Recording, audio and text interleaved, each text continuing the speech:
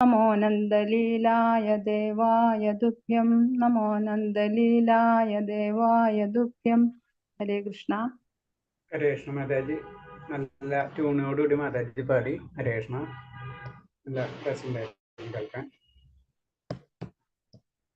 നമ്മളിങ്ങനെ ചൊല്ലുമ്പോൾ കുറച്ചും കൂടെ പറയുന്നുണ്ടല്ലോ, ഫസ്റ്റ് നമ്മളോട് പറഞ്ഞത് തന്നെയല്ല, ശ്രവണം, കീർത്തനം, സ്മരണം. ആ ഒരു സബ്ജക്റ്റിൽ നിന്ന് നമ്മളെപ്പോഴും ഊന്നൽ കൊടുക്കേണ്ടത്.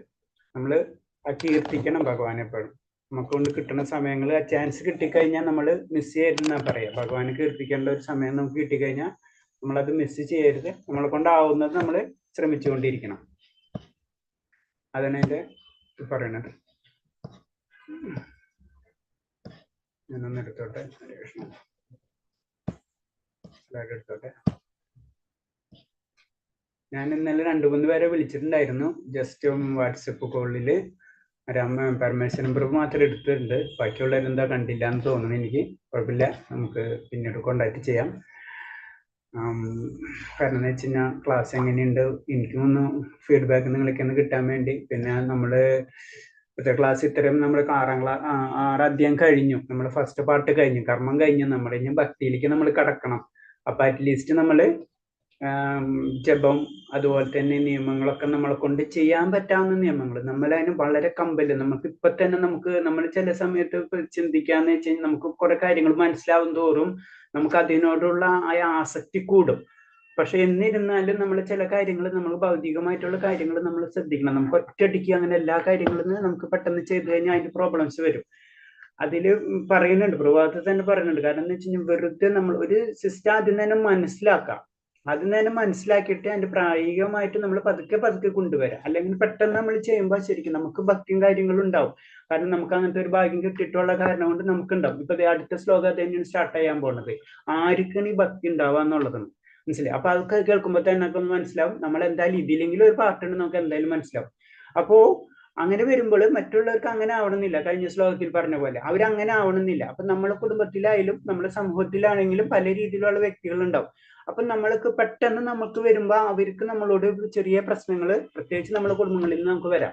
അപ്പൊ അത് കാരണം കൊണ്ട് രണ്ടും നിലനിർത്തി പതുക്കെ നമ്മൾ മൂവ് ചെയ്യാം. ഒറ്റയടിക്ക് നമുക്ക് ചെയ്യാൻ പറ്റില്ല. ഇപ്പൊ നമ്മൾ 10ാം ക്ലാസ്സിൽ നമുക്ക് കാര്യങ്ങൾ മനസ്സിലായി. ഇപ്പൊ ഒരു ഡോക്ടർ ആവണമെങ്കിൽ ഇന്നെ പഠിക്കാന്ന് പറഞ്ഞാൽ നമ്മൾ പെട്ടെന്ന് എടുത്ത് ചാടിക്കഴിഞ്ഞാൽ അതല്ലല്ലോ. അതിന്റെ സിസ്റ്റം ഉണ്ട്, അത് ക്ലാസ്സസ് കാര്യങ്ങൾ അതേപോലെ തന്നെ ആയിരിക്കണം നമുക്ക് ചെയ്യാൻ പറ്റണം. അതിന് ബേസിക് ആയിട്ടുള്ള കാര്യം നമ്മൾ ചെയ്യേണ്ടതെന്ന് പറഞ്ഞു കഴിഞ്ഞാൽ നമ്മളെ ജബാണ് ഏറ്റവും പ്രഭാതത്തിൽ ഏറ്റവും ഇമ്പോർട്ടൻസ് പറഞ്ഞിട്ടുള്ളത് ജപത്തിനാണ്. അപ്പൊ ജപം ജപിക്കുക. ബാക്കിയുള്ള കാര്യങ്ങൾ പതുക്കെ ഗ്രാജുവലായിട്ട് വരണം. അത് ഈ അടുത്ത ശ്ലോകങ്ങളൊക്കെ വരുന്നുണ്ട്, ഭഗവാൻ തന്നെ പറഞ്ഞു തരുന്നുണ്ട്. അത് കാരണം എന്ന് വെച്ച് കഴിഞ്ഞാൽ നമ്മളെ ദേവന്മാരെ നമ്മൾ ആരാധിക്കുന്നവരുണ്ട്. അപ്പൊ ദേവന്മാരെ ആരാധിക്കാനുള്ള ബുദ്ധി അടക്കം തരുന്നത് ഭഗവാനാണ്. അതെന്തുകൊണ്ട് നമ്മൾ ആഗ്രഹമാണ്. നമ്മൾ ആഗ്രഹത്തിനനുസരിച്ച് ഇപ്പൊ നമ്മൾ വിദ്യാദേവിനെ നമ്മൾ ആരാധിക്കും, നമുക്ക് വിദ്യ ആഗ്രഹിക്കുമ്പോൾ. അപ്പൊ അങ്ങനെ ഒരു ആഗ്രഹത്തിനനുസരിച്ച് നമുക്ക് ഏത് ദേവനെ ആരാധിക്കണം എന്നുള്ള ബുദ്ധിശക്തി അല്ലെങ്കിൽ ഇത് തരുന്നത് ഭഗവാന് നമുക്ക് ഈ ശ്ലോകങ്ങളിൽ പറഞ്ഞു തരുന്നുണ്ട്. അപ്പൊ നമ്മൾ ഒറ്റയടിക്ക് അതിൽ നിന്നൊക്കെ നമുക്ക് മാറാം. നമ്മൾ പറയില്ല നമുക്ക് മാറണോട്ടല്ല, നമ്മൾ മാറണം. പക്ഷെ നമ്മൾ പെട്ടെന്ന് മാറുമ്പോൾ എന്താ പ്രോബ്ലം എന്ന് വെച്ച് കഴിഞ്ഞാൽ അവിടെ ഒരു ഷേക്കിങ് വരും. അപ്പൊ അത് മാറാണ്ട് പതുക്കെ നമുക്ക് ഗ്രാൻഡില്ല. അപ്പൊ നമുക്ക് ആർക്കും ഒരു ബുദ്ധിമുട്ടില്ലാതെ നമുക്ക് ചെയ്യാൻ പറ്റുന്ന ഏറ്റവും വലിയൊരു കാര്യം എന്ന് പറഞ്ഞാൽ ഭഗവാനെ ജപിക്കുക. അപ്പൊ ഭഗവാൻ അത് കറക്റ്റായിട്ട് നമുക്ക്, അതായത് ഗുരുവിനെ ഭഗവാൻ തന്നെ ഉണ്ടാക്കി തരും നമുക്ക്. അത് തന്നെ പറഞ്ഞല്ലോ, നമുക്ക് ഏത് ദേവനെ ആഗ്രഹിക്കണേ അല്ലെങ്കിൽ എന്താണ് നമ്മൾ ആഗ്രഹം അതിനനുസരിച്ച് ഏത് ദേവനെ ആരാധിക്കണം എന്നുള്ളത് കാര്യം അടക്കം ഭഗവാൻ നമുക്ക് ചെയ്തു തരുന്നതാണ്. അപ്പൊ പിന്നെ ഭഗവാനെ തന്നെ കിട്ടാൻ വേണ്ടി നമ്മൾ പ്രാർത്ഥിക്കുന്ന സമയത്ത് അതിനുള്ള വഴി ഭഗവാൻ തന്നെ ചെയ്തു തരും. നമുക്ക് കൂടുതൽ ചിന്തിക്കേണ്ട ആവശ്യമില്ല. നമ്മൾ അതിന് അൾട്ടിമേറ്റ് ആ ജപത്തിന് നമുക്ക് കോൺസെൻട്രേറ്റ് ചെയ്യാൻ ജപിച്ചുകൊണ്ടിരിക്കുക. അപ്പൊ ആർക്കും ഒരു ബുദ്ധിമുട്ടില്ല. സാധാരണ ഇതിലോട്ട് അത് കുഴപ്പമൊന്നുമില്ല, അപ്പുറത്തേന്ന് ജപിക്കുന്നു മാത്രം നമ്മളോട് പറയുള്ളൂ. അപ്പൊ നമ്മൾ സൈലന്റ് ആയിട്ട് അതിലേക്ക് ഇമ്പോർട്ടൻസ് കൊടുക്കുക. മറ്റുള്ള കാര്യങ്ങളൊക്കെ പെട്ടെന്ന് നമുക്ക് ഒരു കാര്യങ്ങൾ ചെയ്യാൻ പറ്റുന്ന വരില്ല. എല്ലാവരുടെ കുടുംബത്തിൽ എല്ലാ രീതിയിലായിരിക്കും. ചിലവർ വളരെ പോസിറ്റീവ് ആയിട്ടുള്ള കുടുംബങ്ങൾ ഉണ്ടാവാം. അപ്പൊ പിന്നെ കുഴപ്പമില്ല, നമ്മൾ പതുക്കെ രാജ്യത്തിലായിരിക്കും. ചിലപ്പോൾ പല രീതിയിലായിരിക്കും അല്ലെ നമ്മുടെ കുടുംബത്തിൽ തന്നെ. അതൊക്കെ പറഞ്ഞു വരുന്നുണ്ട്. ഇപ്പൊ 2-3 ശ്ലോകത്തിൽ വരുന്നുണ്ട്. അതായത് നമ്മളെ ജീവിതം എന്ന് പറഞ്ഞാൽ നമ്മളെ ഭൗതികം എന്ന് പറഞ്ഞാൽ തന്നെ അച്ഛൻ അമ്മ കുട്ടികളും ചേട്ടൻ ചേച്ചി അങ്ങനെയുള്ള ജീവിതം, അതിൽ നിന്ന് മോചനം എന്ന് പറഞ്ഞു. അപ്പൊ അത്രക്ക് പോയിന്റിലേക്ക് നമുക്കൊന്ന് പെട്ടെന്ന് എടുത്ത് ചാടാൻ പറ്റില്ല, മനസ്സിലായി. അപ്പൊ അതൊക്കെ ആയ പതുക്കെ പതുക്കെ ഉയർന്നു വരുമ്പോ അറിയാണ്ട് തന്നെ വരുന്ന സംഭവങ്ങളാണ്, നമ്മൾ അറിയാണ്ട് തന്നെ നമ്മൾക്ക് വരുന്ന മാറ്റങ്ങളാണ്. അപ്പൊ എല്ലാവരും ജപത്തിന് ഫസ്റ്റ് കോൺസെൻട്രേറ്റ് ചെയ്യേണ്ടത്. പിന്നെ നമ്മൾ വേറൊരു കാര്യങ്ങളിൽ കൂടുതൽ ചിന്തിക്കുക, ജപത്തിന് ഇമ്പോർട്ടൻസ്. അറ്റ്ലീസ്റ്റ് 4, ഇപ്പം തന്നെ ഭക്തിയോഗം സ്റ്റാർട്ട് ചെയ്യുമ്പോൾ 4 ജപമെങ്കിലും നമ്മൾ ചെയ്തിരിക്കണം. നമ്മൾ ബാക്കിയുള്ള പൂജ കാര്യങ്ങൾ നമ്മൾ ചെയ്യാവുന്ന പോലെയുള്ള പൂജകളൊക്കെ ചെയ്തതിന് ശേഷം 4 പ്രാവശ്യം, ഞാൻ 4 പ്രാവശ്യം പറയുള്ളൂ, 4 പ്രാവശ്യമെങ്കിലും നമ്മൾ ചെയ്യും. കൂടുതൽ ജപിക്കുന്നത് ഏറ്റവും ബെറ്റർ. അത് ഞാൻ 16 64 മാലും ജപിക്കണം, 64 ലൈഫ് ആൻഡ് ഫുൾ ടൈം ജപിക്കും. അപ്പൊ അത്ര അതിന്റെ ഇമ്പോർട്ടൻസ് വരണം. അപ്പൊ നമ്മൾ ആചാര്യന്മാർക്കാരും നമ്മൾ കലിയുഗത്തിൽ ഇങ്ങനൊന്നും പ്രാക്ടിക്കൽ ഇല്ലാത്ത കാരണം കൊണ്ട് നമ്മളെപ്പോലുള്ള പതിതമായ ആത്മാക്കൾക്ക് വേണ്ടിന് 16 മാല എന്നുള്ള രീതിയിൽ പ്രഭുപാദർ കൊണ്ടു തന്നിട്ടുള്ളൂ. ഇത്രയെങ്കിലും ജപിക്കണം. നമ്മൾ മിനിമം ക്വാളിഫിക്കേഷൻ, പാസ് മാർക്ക് എന്ന് പറയില്ലേ, നമുക്ക് അത്ര എത്താൻ തന്നെ നമുക്ക് ബുദ്ധിമുട്ടുണ്ട്. അപ്പൊ 16 ജാപത്തിൽ നമ്മൾ വീണ്ടും ഞാൻ പറയുന്നത് വെച്ചാൽ ഇനീഷ്യൽ സ്റ്റേജിൽ നമുക്ക് അതും പറ്റില്ല. നമ്മളൊരു 4 മാലെങ്കിലും, പക്ഷെ അതിന് കൺസിസ്റ്റൻസി എന്ന് പറയുന്നത് നമ്മൾ അത് കറക്റ്റായിട്ട് ചെയ്തോണം. 4 എന്ന് പറഞ്ഞാൽ 4 തന്നെ മാക്സിമം ചെയ്യണം. അതാണ് പ്രഭാതർ പറഞ്ഞത്. നിങ്ങൾ ഭക്ഷണം കഴിക്കണില്ല, അപ്പൊ ഭക്ഷണം കഴിക്കുന്ന പോലെ തന്നെ ജപം എന്ന് പറയുന്നത്. അപ്പൊ അതൊരു ലൈഫിന്റെ ഒരു പാർട്ടായിട്ട് മാറ്റണം. നമുക്കറിയാം, നമ്മൾ ഡെയിലി പല്ല് തേക്കും. ഇപ്പൊ നമുക്ക് പല്ല് തേക്കേണ്ട ഒരു ദിവസം നമുക്ക് ഇരിക്കാൻ പറ്റില്ല. പല്ല് തേക്കാത്ത സ്ഥലത്ത് ആൾക്കാരുടെ അടുത്ത് അവർക്കൊന്നും പ്രശ്നമില്ല. എന്നുപോലെ തന്നെ ജപം അങ്ങനെ ഒരു അവസ്ഥയിലേക്ക് നമ്മൾ കൊണ്ടുവന്നു കഴിഞ്ഞാൽ നമുക്ക് അത് ചെയ്യാതിരിക്കാൻ പറ്റാത്ത ഒരു അവസ്ഥയിലേക്ക് നമുക്ക് വരും. അങ്ങനെ വരുമ്പോൾ ഓട്ടോമാറ്റിക് ആയിട്ട് നമ്മൾ എന്താ വെച്ചാൽ നമ്മൾ ഭഗവാനെ നമ്മുടെ വീട്ടിലേക്ക് വിളിക്കണല്ലേ. അപ്പൊ ഓട്ടോമാറ്റിക് ആയിട്ട് ഭഗവാൻ വരുമ്പോൾ ഓട്ടോമാറ്റിക് അതിന്റെ കാര്യങ്ങളൊക്കെ ഓട്ടോമാറ്റിക് ആയിട്ട് ശരിയായിക്കോളും. അങ്ങനെ നമ്മൾ വിചാരിക്കും. അപ്പൊ അല്ലാണ്ട് പെട്ടെന്ന് നമുക്ക് പല കാര്യങ്ങൾ ചെയ്ത് കഴിഞ്ഞു കഴിഞ്ഞാൽ അതിന്റെ പ്രോബ്ലംസ് ചുറ്റുപാടുണ്ടാവും. അപ്പൊ അത് നമ്മൾക്ക് പെട്ടെന്ന് നമുക്കപ്പൊ എന്താ, നമുക്ക് ഭയങ്കര വിഷമം വരും. ചിലപ്പോൾ നമ്മൾ ഇത് വിടാനുള്ള കാര്യങ്ങൾ അതിലേക്ക് അടക്കം മാറിപ്പോകും. അപ്പൊ അങ്ങനെ ഒന്നും ചെയ്യരുത്. വളരെ സിമ്പിൾ ആയിട്ട് നമുക്ക് ഭഗവാന് അത്ര കാരുണ്യാണ്. നമുക്ക് പറയണ്ടല്ലോ, നമ്മൾ ഭഗവാനുള്ള അത്ര ആഗ്രഹത്തോടെ ഒരു വിളിച്ചാൽ തന്നെ ഭഗവാൻ നമ്മുടെ അടുത്ത് എത്തും. അത് നമുക്കറിയാവുന്നതാണ് അല്ലേ. അപ്പൊ ആ ലെവലിൽ തന്നെ നമ്മൾ ചിന്തിച്ച് ഭഗവാന് കൊടുക്കുക. അതിൽ പറഞ്ഞ എല്ലാതും ഭഗവാന് സമർപ്പിക്കുക എന്നുള്ള മനസ്സിലേക്ക് നമ്മൾ കൊണ്ടുവരാം. അപ്പൊ അങ്ങനെയാണ് ചെയ്യേണ്ടത്. അപ്പൊ അറ്റ്ലീസ്റ്റ് ചുരുങ്ങിയത് 4 ജപമാല ഉണ്ടാവണം. അതേപോലെ ജപമാല ഇല്ലെങ്കിൽ നമ്മൾ അറ്റ്ലീസ്റ്റ്, ഞാൻ പറഞ്ഞ ജപമാല എവിടെയും കിട്ടും. അപ്പൊ ജപമാല ഇല്ലെങ്കിൽ ജപമാല വാങ്ങിക്കുക. 4 പ്രാവശ്യമെങ്കിലും മിനിമം ജപിക്കുക. 16 മാലും നമ്മൾ കണ്ടിന്യൂസ് 16 മാലയിലേക്ക് നമ്മൾ എത്തിക്കുക. അറ്റ്ലീസ്റ്റ് 4 ജപിക്കുമ്പോൾ ഫസ്റ്റ് പറഞ്ഞ അതിന് സെക്ഷൻ 4 മാല ജപിച്ച മനസ്സമാധാനം എന്ന് പറഞ്ഞ ഫസ്റ്റ് സെക്ഷൻ നമുക്ക് ക്ലിയർ ആവും. മനസ്സമാധാനം കിട്ടും നമുക്ക്. ബാക്കി നിന്നാ ഭഗവാന്റെ ലോകത്തിലേക്ക് എത്തിപ്പെട്ടില്ലെങ്കിൽ ഈ ഭൗതിക ലോകത്തിലേക്കുള്ള മനസ്സമാധാനത്തിന്റെ ഫസ്റ്റ് ചാപ്റ്റർ ക്ലോസ് ആവും 4 മാല ജപിക്കുക. അപ്പൊ 4 മാല ജപിക്കുമ്പോഴേക്കും അടുത്ത നമ്മൾ 4 മാല ജപിക്കേണ്ട മനസ്സിലേക്ക് നമ്മൾ കൊണ്ടുവരും. അപ്പൊ ബാക്കിയുള്ള കാര്യങ്ങളിൽ നമ്മൾ ജപിക്കുക, ഭഗവാനെ പ്രാർത്ഥിക്കുക എന്ന് മാത്രമേ ഉള്ളൂ. അങ്ങനെ ചെയ്ത് നമ്മുടെ ഡെയിലി ആക്ടിവിറ്റീസ് പതുക്കെ കൊണ്ടുവന്ന് പിന്നെ നമ്മളെ യമനിയമങ്ങളിൽ, അത് പെട്ടെന്ന് നമുക്ക് യമനിയമങ്ങളും നമ്മൾ അടിച്ചേൽപ്പിക്കാൻ പറ്റില്ല. അപ്പൊ നമുക്ക് പല പ്രോബ്ലംസ് നമുക്ക് വരും നമ്മൾ കുടുംബത്തിൽ നിന്നൊക്കെ. അപ്പൊ അതൊക്കെ പതുക്കെ ആയിക്കോളും. ഭഗവാനെ വിളിച്ചു കഴിഞ്ഞാൽ ബാക്കി ഭഗവാൻ തന്നെ ബാക്കിയുള്ള കാര്യങ്ങളൊക്കെ നമ്മൾ വിളിക്കുമ്പോ ആദ്യം ചില വീടുകളിൽ ശ്രദ്ധിച്ചാൽ അവർക്ക് പറയുമ്പോൾ തന്നെ ദേഷ്യമായിരിക്കും. ചിലവർ പിന്നെ പതുക്കെ വിട്ട് അവര് തിരിച്ച് ഇതിലേക്ക് വരുന്ന പല കുടുംബങ്ങളെയും പല വ്യക്തികളെയും നമുക്കറിയാം. അപ്പൊ അത് കാര്യങ്ങൾ നിങ്ങൾ അതിലൊന്നും ശ്രദ്ധിക്കേണ്ട. നിങ്ങൾ ആയ ജപത്തിൽ കോൺസെൻട്രേഷൻ ചെയ്യുക. വായനയിൽ നമുക്ക് ഫ്രീ ഉള്ള ടൈമിൽ അറ്റ്ലീസ്റ്റ് ഭഗവത്ഗീതയെങ്കിലും വായിക്കുക. അതിനെ പറഞ്ഞാൽ എല്ലാവരും ഭഗവത്ഗീത മസ്റ്റായിട്ട് വായിച്ചിരിക്കണം, അല്ലെങ്കിൽ വാങ്ങിച്ചിരിക്കണം. അത് വാങ്ങിച്ചാലല്ല നമ്മൾ ക്ലാസ് നോക്കാന്ന് പറഞ്ഞു കഴിഞ്ഞാൽ അറ്റ്ലീസ്റ്റ് നമ്മൾ നമുക്ക് വായിക്കാൻ പറ്റുന്നത്. ഇപ്പൊ എല്ലാവർക്കും അങ്ങനെ വായിച്ച ഭഗവത് നമുക്ക് സാധാരണക്കാർക്ക് വായിച്ചാൽ തന്നെ നമുക്ക് മനസ്സിലാവില്ല.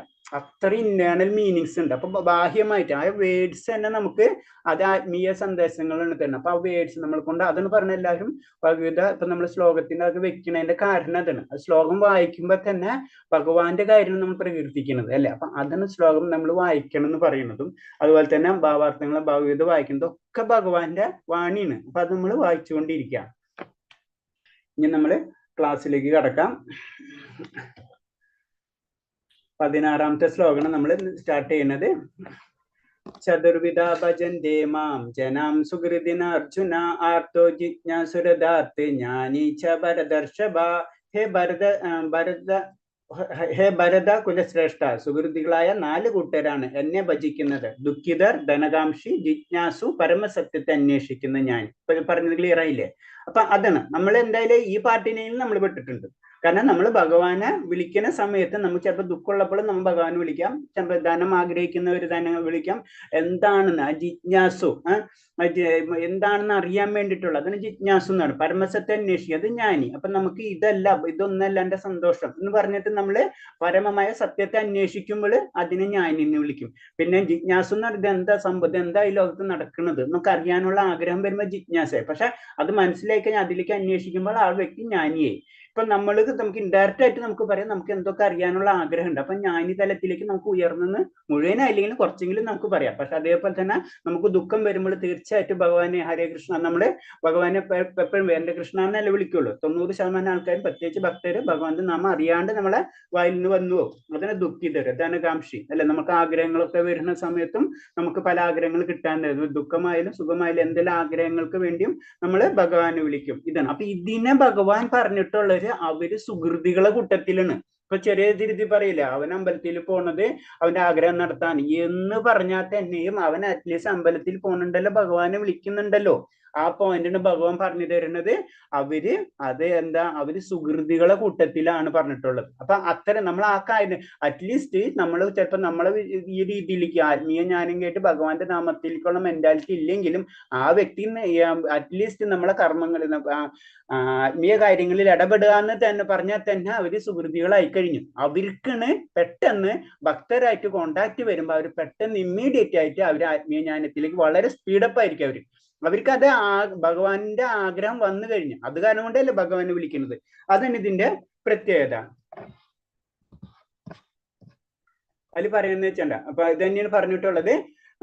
നമ്മൾ പറഞ്ഞു പോയി ഭഗവാനെ കുറിച്ച് പരിപൂർണ്ണ ജ്ഞാനം സിദ്ധിച്ചവനും സേവന നിരതനുമായ ഭക്തനാണ് കൃഷ്ണന് അത്യന്തം പ്രിയപ്പെട്ടവൻ. അതെന്ന് പറഞ്ഞത് ആ പരിപൂർണ്ണ ജ്ഞാനം കിട്ടുന്ന വരെയുള്ള പരിപൂർണ്ണ ജ്ഞാനം കിട്ടുന്ന വരെയുള്ള വ്യക്തികളാണ് വരും. പരിപൂർണ്ണ ജ്ഞാനം കിട്ടിക്കഴിഞ്ഞാൽ ആ വ്യക്തിയായിരിക്കും കൃഷ്ണന് ഏറ്റവും കൂടുതൽ പ്രിയപ്പെട്ട. അത് ഭക്തൻ നമുക്ക് വേണമെങ്കിൽ പറയാം.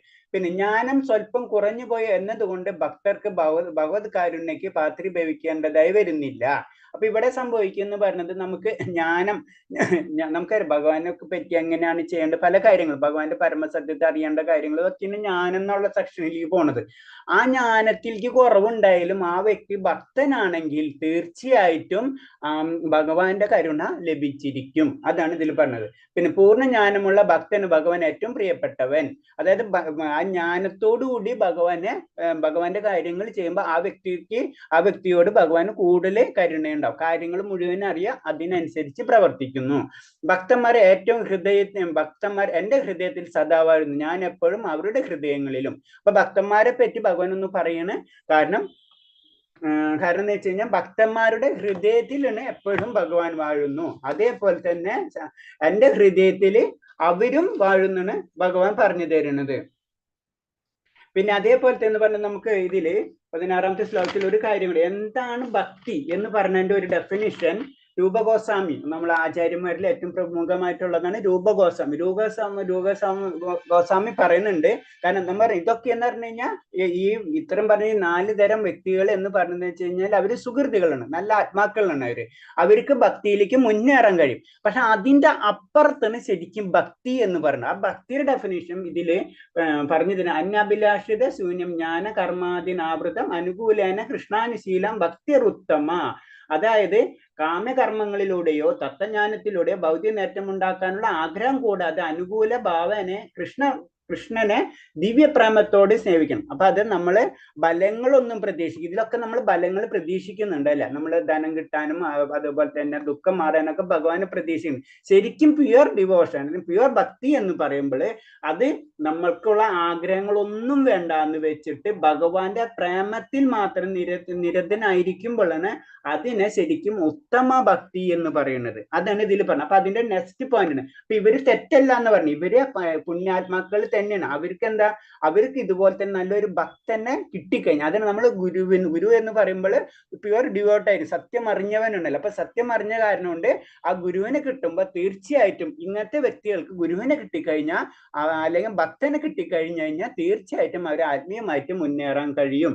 ഇതാണ് ഇതിൽ പറഞ്ഞിട്ടുള്ളത്. കാരണം എന്ന് വെച്ച് കഴിഞ്ഞാല് ശുദ്ധഭക്തിക്ക് എന്ന് പറയുമ്പോൾ അതിന് ശുദ്ധഭക്തിക്ക് ഒരിക്കലും മറ്റുള്ള ആഗ്രഹങ്ങൾ ഉണ്ടാവില്ല. നമ്മളെ ഭക്തിയില് നമ്മൾ സാധാരണ ജീവിതത്തിൽ നമുക്ക് എല്ലാവർക്കും ഭക്തി കൂടെയും ഭക്തി ഉണ്ടാവും, എന്നാൽ നമ്മുടെ കാര്യങ്ങൾ നടക്കാൻ വേണം. ഇതാണ് നമ്മളെ സാധാരണ രീതിയിലുള്ള ഭക്തി. നമ്മളിപ്പോ ചിന്തിക്കേണ്ടത് നമ്മൾ കണ്ടിട്ടുള്ള ഭക്തി അതാണ്. പക്ഷെ എന്ന് പറഞ്ഞ അതിന് തെറ്റില്ല എന്ന് തന്നെയാണ് പറഞ്ഞു തരുന്നത്. അതിന് തെറ്റില്ല, പക്ഷെ അതിന്റെ അപ്പുറത്താണ് ശരിക്കും ശുദ്ധഭക്തി. അവിടെ എത്തുമ്പോഴേക്കും എന്താ സംഭവിക്കുക?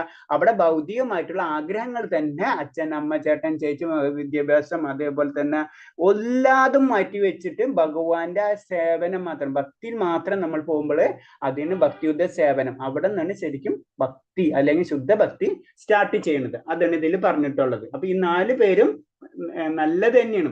അതിന് അവരെ ആത്മാക്കൾ, അത് സുഹൃത്തുക്കൾ തന്നെയും ഭഗവാൻ ഈ ശ്ലോകത്തിൽ പറഞ്ഞിട്ടുള്ളത്. അപ്പൊ നമ്മൾ അവരൊന്നും കണ്ടിട്ട് തെറ്റിദ്ധരിക്കരുത്. അപ്പൊ നമ്മൾ ഇതൊക്കെ അറിയാത്ത കാരണം കൊണ്ടാണ് നമ്മൾ ഇങ്ങനെ പലതും പറയുന്നത്. അതാണ് നമ്മൾ പഠിക്കണം എന്ന് പറഞ്ഞു, നമുക്ക് അറിയണം ഇതൊക്കെ. ഇനി അടുത്തത് 17ാമത്തെ ശ്ലോകം. ശേഷം ഞാൻ അതിലൊരു ജസ്റ്റ് ഒരു കർഷണം കൂട്ടിച്ചേർത്ത. കാരണം എന്ന് വെച്ച് കഴിഞ്ഞാൽ ഇപ്പൊ അതിലൊരു കഥ പറയാന്ന് വെച്ച് കഴിഞ്ഞാൽ ഇപ്പൊ പ്രഹ്ലാദ് മഹാരാജിനെ അറിയാം. പ്രഹ്ലാദ് മഹാരാജിന് ദുഃഖം വരുന്നുണ്ടോ ഒരു സംഭവം ഉണ്ടല്ലോ, നമുക്കറിയാലോ. അങ്ങനെയാണ് ശരിക്കും നമ്മള് തപസ് ചെയ്യാൻ പോണത്. അപ്പൊ ശരിക്കും അവിടെ നടക്കുന്ന പ്രഹ്ലാദ് മഹാരാജന്റെ മനസ്സ് ദുഃഖണല്ലോ അപ്പോഴും. എന്നിട്ടും അപ്പൊ അതാണ് പറഞ്ഞത്, അതാണ് ഇതിന്റെ പ്രത്യേകത. അവരും സുഹൃത്തുക്കളായിട്ട് ഭഗവാൻ കാണും. പ്രഹ്ലാദ് മഹാരാജ് പ്രഹ്ലാദ് മഹാരാജ അല്ല, ധ്രുവ മഹാരാജ് അല്ലേ മാതാജി? ധ്രുവന്റെ കഥ ഞാൻ പറഞ്ഞു പെട്ടെന്ന് മാറി. പ്രഹ്ലാദ് മഹാരാജ് മാറിപ്പോയി. ധ്രുവ മഹാരാജന്റെ പേര് മാറിപ്പോയാണ് പെട്ടെന്ന്. അപ്പൊ ധ്രുവ മഹാരാജിന്റെ കഥ നമുക്കറിയാവുന്നതാണ്. അപ്പൊ അത്രയാണ്. അപ്പൊ അതിന്റെ പ്രത്യേകത എന്ന് പറഞ്ഞു കഴിഞ്ഞാൽ ദുഃഖത്തില് ഭഗവാനെ വിളിക്കുന്നു. അപ്പൊ അവരും ശരിക്കും സുഹൃത്തുക്കളെ കൂട്ടാം. 17ാമത്തെ ശ്ലോകത്തില് അടുത്തത്. തേഷം ജ്ഞാനി നിത്യയുക്തഃ ഏകഭക്തിർ വിശിഷ്യതേ പ്രിയോ ഹി ജ്ഞാനിനോ അർത്ഥ മഹംസാ ച മമ പ്രിയഃ. ജ്ഞാനസംഹിതമായ ശുദ്ധഭക്തിയുടെ സേവനത്തിന് നിരതരായിരിക്കുന്നവനാണ് ഇവരിൽ വെച്ച് ഏറ്റവും ഉത്തമൻ. അയാൾക്ക് ഞാൻ ഏറ്റവും പ്രിയപ്പെട്ടവനുമാണ്, അയാൾ എനിക്കും. അപ്പൊ ഇതിൽ പറയുന്നത്, കാരണം ഏറ്റവും ഭക്തൻ. പിന്നെ അടുത്ത് ഇപ്പൊ ഇതിൽ പറഞ്ഞപ്പോ സുഹൃത്തുക്കൾ കഴിഞ്ഞു. ഇനി സുഹൃത്തുക്കൾ ഒന്നും കൂടെ പ്യൂരിഫൈ ചെയ്തിട്ട് അടുത്ത ലൈനിലേക്ക് പറയണ അവിടെ എന്താണ് ജ്ഞാനസഹിതമായ.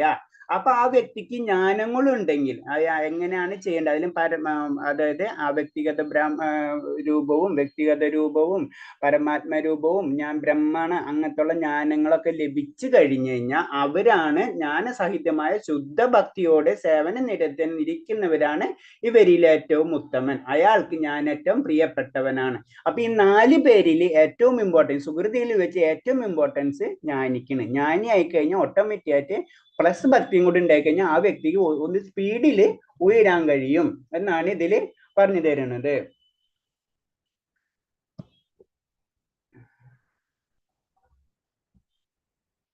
ഓക്കെ, ഇനി അടുത്ത ശ്ലോകം. ഉദാര സർവ ഏവദാ ജ്ഞാനി തത്തമൈവ മേ മദം ആസിസ്ത സംയുക്താത്മാ മമേവാനുത്തമാം ഗതിം. ഈ ഭക്തരെല്ലാം മഹാത്മാക്കൾ തന്നെ ഇനി എന്നതിന് സംശയമില്ല. എന്നാൽ ആരാണ് എന്റെ തത്വത്തെ ഗ്രഹിക്കുന്നത് അയാളെ എന്നിൽ നിന്ന് അന്യമായി ഞാൻ കരുതുന്നില്ല. അയാൾ എന്റെ ദിവ്യ സേവനത്തിൽ ഏർപ്പെട്ടുകൊണ്ടിരിക്കാൻ സർവോന്നതവും പരിപൂർണവുമായ അന്ത്യലക്ഷ്യത്തിൽ നിശ്ചയമായി എത്തിച്ചേരുന്നു. അപ്പൊ ഇതിൽ പറയണെന്ന് വെച്ച് കഴിഞ്ഞാല് ഇവരൊക്കെ എല്ലാവരും അതിന് മഹാത്മാക്കൾ തന്നെയാണ് പറഞ്ഞത്. അത്രയും ഇമ്പോർട്ടൻസിന് കൊടുക്കുന്നത്. ഈ ഭക്തന്മാരെല്ലാം മഹാത്മാക്കൾ തന്നെയാണെന്ന് സംശയമില്ല. പക്ഷെ എന്റെ തത്വം അത് ഗ്രഹിച്ചവർ. അപ്പൊ ഞാൻ എന്താണെന്ന് മനസ്സിലാക്കി കഴിഞ്ഞ വ്യക്തികൾക്ക് അവർക്ക് പൂർണ്ണമായ അന്ത്യമായ ലക്ഷ്യത്തിലേക്ക് എത്തിച്ചേരാൻ കഴിയും.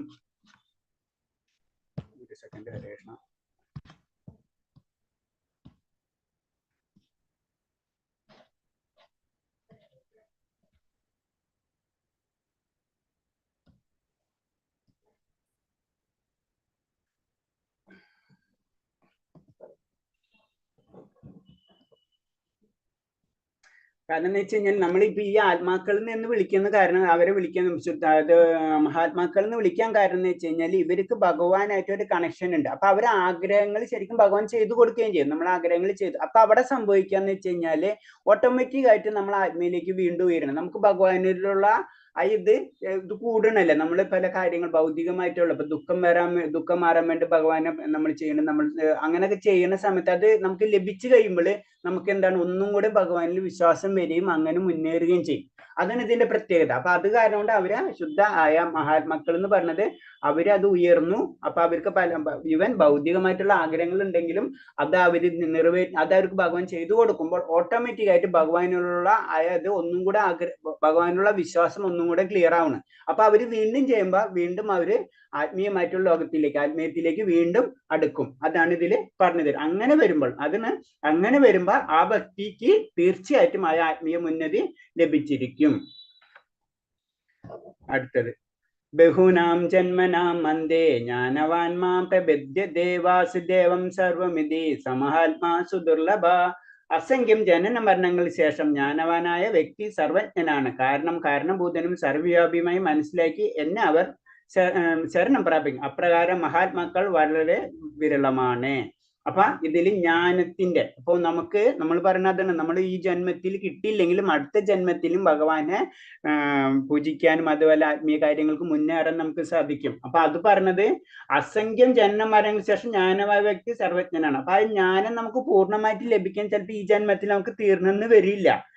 അങ്ങനെ വരുമ്പോൾ വീണ്ടും അടുത്ത ജന്മങ്ങൾ പല ജന്മങ്ങൾക്ക് എടുത്തതിന് ശേഷമായിരിക്കും നമുക്ക് ഭഗവാന്റെ പരിപൂർണ അവസ്ഥ, ഭഗവാൻ എന്താണ് പരിപൂർണ അവസ്ഥ എന്താണെന്ന് നമുക്ക് മനസ്സിലാക്കാൻ കഴിയുകയും അതിലേക്ക് നമ്മൾ ഉയരുകയും കഴിയും. അപ്പൊ അങ്ങനെ പറയുന്ന അത് വളരെ വിരളമാണെന്ന് പറയാം. അപ്പൊ നമ്മൾ ഭഗവാനെ പറ്റി അറിയാൻ ആഗ്രഹിക്കുന്നവർ തന്നെ വളരെ വിരളമാണ്, അത്തരം ദുർലഭമാണ്. അപ്പൊ നമ്മൾ അറ്റ്ലീസ്റ്റ് നമ്മളെ സാധാരണ നമ്മൾ ചിന്തിക്കാൻ ഭഗവാനെ അറിയാനെങ്കിലും നമ്മൾ ശ്രമിക്കുന്നുണ്ടല്ലോ. അപ്പൊ നമ്മൾ മറ്റുള്ളവരിൽ അത്തരം വ്യത്യാസം നമ്മൾ ഭക്തരുടെ കൂട്ടത്തിൽ പല ഫിൽട്രേഷൻ 2-3 ഫിൽട്രേഷൻ കഴിഞ്ഞെന്ന് നമുക്ക് ചിന്തിക്കാം. അങ്ങനെ നമുക്ക് മനസ്സിന് സമാധാനപ്പെടാം. അപ്പൊ അങ്ങനെയെങ്കിലും നമുക്ക് ഉയരാം. കാരണം എന്ന് വെച്ച് കഴിഞ്ഞാൽ നമ്മൾ കുറച്ചും കൂടെ മറ്റുള്ള നിരീശ്വരവാദി ഒന്നല്ല നമ്മൾ, അല്ലെ? അപ്പൊ നമുക്ക് നിരീശ്വരവാദി അല്ലാത്ത നിലയ്ക്ക് അങ്ങനത്തെ ഒരു ഭാഗ്യം നമ്മൾ ജന്മങ്ങളിൽ നമ്മൾ ചെയ്ത കാരണം കൊണ്ടാണ് നമ്മൾ നിരീശ്വരവാദത്തിൽ പോവാത്തതും ഭക്തിയിലേക്ക് നമ്മൾ വന്നത് തന്നെ. അപ്പൊ തന്നെ നമ്മൾ വന്ന സുഹൃതികളുടെ ഒരു കാറ്റഗറിയിലേക്ക് നമ്മൾ വന്നു കഴിഞ്ഞു, മനസ്സിലായി? അപ്പൊ അതും കഴിഞ്ഞിട്ട് പറഞ്ഞു ഇനി ഈ ജന്മത്തിൽ നമുക്ക് പൂർത്തീകരിച്ചില്ലെങ്കിലും അതിന് അസംഖ്യം ജന്മങ്ങൾക്ക് ചിലപ്പോൾ ചെയ്യേണ്ടി വരും. അതിനൊരു ജ്ഞാനവാനായ വ്യക്തി സർവജ്ഞനാണ്. കാരണം എന്ന് വെച്ച് കഴിഞ്ഞാല് ശരിക്കും പറഞ്ഞാൽ അവിടെ നിന്ന് നമുക്കിങ്ങനെ നമ്മളെ ഭക്തി ഉയർന്നു നമ്മൾ ശരിക്കും ഒട്ടെങ്കിൽ നമുക്ക് ജ്ഞാനം ലഭിക്കുകയാണ് ചെയ്യണം. അതിനുള്ള ശക്തി ഭഗവാൻ തരണം, ജ്ഞാനം ലഭിക്കേണ്ട ശക്തി ഭഗവാൻ തരണം. അങ്ങനെ ജ്ഞാനവാനായ വ്യക്തി എന്നെ ശരണം പ്രാപിക്കുന്നു. അപ്രകാരമുള്ള മഹാത്മാക്കൾ വിരളമാണെന്ന് പറഞ്ഞെന്ന് വെച്ച് കഴിഞ്ഞാൽ കാരണം എന്ന് വെച്ചാൽ ഭഗവാനെ അറിയാനും അതുപോലെ തന്നെ ഭഗവാനെ ലഭിക്കാനും വളരെ അപൂർവമായിട്ടുള്ള വ്യക്തികൾക്ക് സാധിക്കുള്ളൂ. കാരണം അത്രയും മായര ബലം ഞാൻ പറഞ്ഞില്ലേ, കഴിഞ്ഞ ഇതിൽ പറഞ്ഞില്ലേ, നമ്മൾ അത്രയും മായയിൽ ബന്ധസ്ഥനാണ് നമ്മൾ, അല്ലെ? അത്രയും നമ്മളെ കയറുകൊണ്ട് കെട്ടിട്ടിരിക്കുന്ന പോലെയാണ്. നമ്മളെ ആഗ്രഹങ്ങൾ എന്ന് പറഞ്ഞാൽ നമ്മളെ കയറുകൊണ്ടാണ് ഉദ്ദേശിച്ചിട്ടുള്ളത്. കയറുകൊണ്ട് നമ്മൾ കെട്ടിട്ടിരിക്കുന്നതാണ്. അപ്പൊ നമ്മൾക്ക് ഇപ്പൊ ഈ ക്ലാസ് തന്നെ നമ്മളിപ്പോ എത്ര ക്ലാസ്സുകൾ നമ്മൾ ശ്രദ്ധിച്ചാൽ ഫസ്റ്റ് ലെവലിലുണ്ടായ കുട്ടികളിലുണ്ടായിരുന്ന ഡിവോട്ടീസ് ഉണ്ടായിരുന്ന അവര് സെക്കൻഡ് ലെവലാകുമ്പോൾ കുറയും, തേർഡ് ലെവൽ വീണ്ടും കുറയും. അപ്പൊ അതിനോട് അതിനേലും വലിയ ഇൻട്രസ്റ്റ് ഉള്ള കാര്യങ്ങൾ അവർക്ക് തോന്നുന്നു, പുറമുള്ള കാര്യങ്ങൾ. ഇതിലൊരു 1/2 മണിക്കൂർ 1 മണിക്കൂർ സ്പെയർ ചെയ്യാനൊന്നും സ്പേസ് ഇല്ല. അപ്പൊ അതെന്ന് പറഞ്ഞ വിരളാണ്. അപ്പൊ അത്രയും ചെയ്ത് അപ്പൊ അതേപോലെ തന്നെയാണ് നമ്മൾ അവിടേക്ക് പോണ ലെവലും. നമ്മൾ ഉയർന്നു പോകണം. അപ്പൊ നമ്മൾ അതിനുള്ള ഉപാസനകളും കാര്യങ്ങളും പതുക്കെ അതുകൊണ്ട് ഒറ്റയടിക്ക് നമുക്കിതൊന്നും ചെയ്യാൻ പറ്റില്ല. പതുക്കെ നമ്മളിത് കൂട്ടിക്കൊണ്ടുവരണം.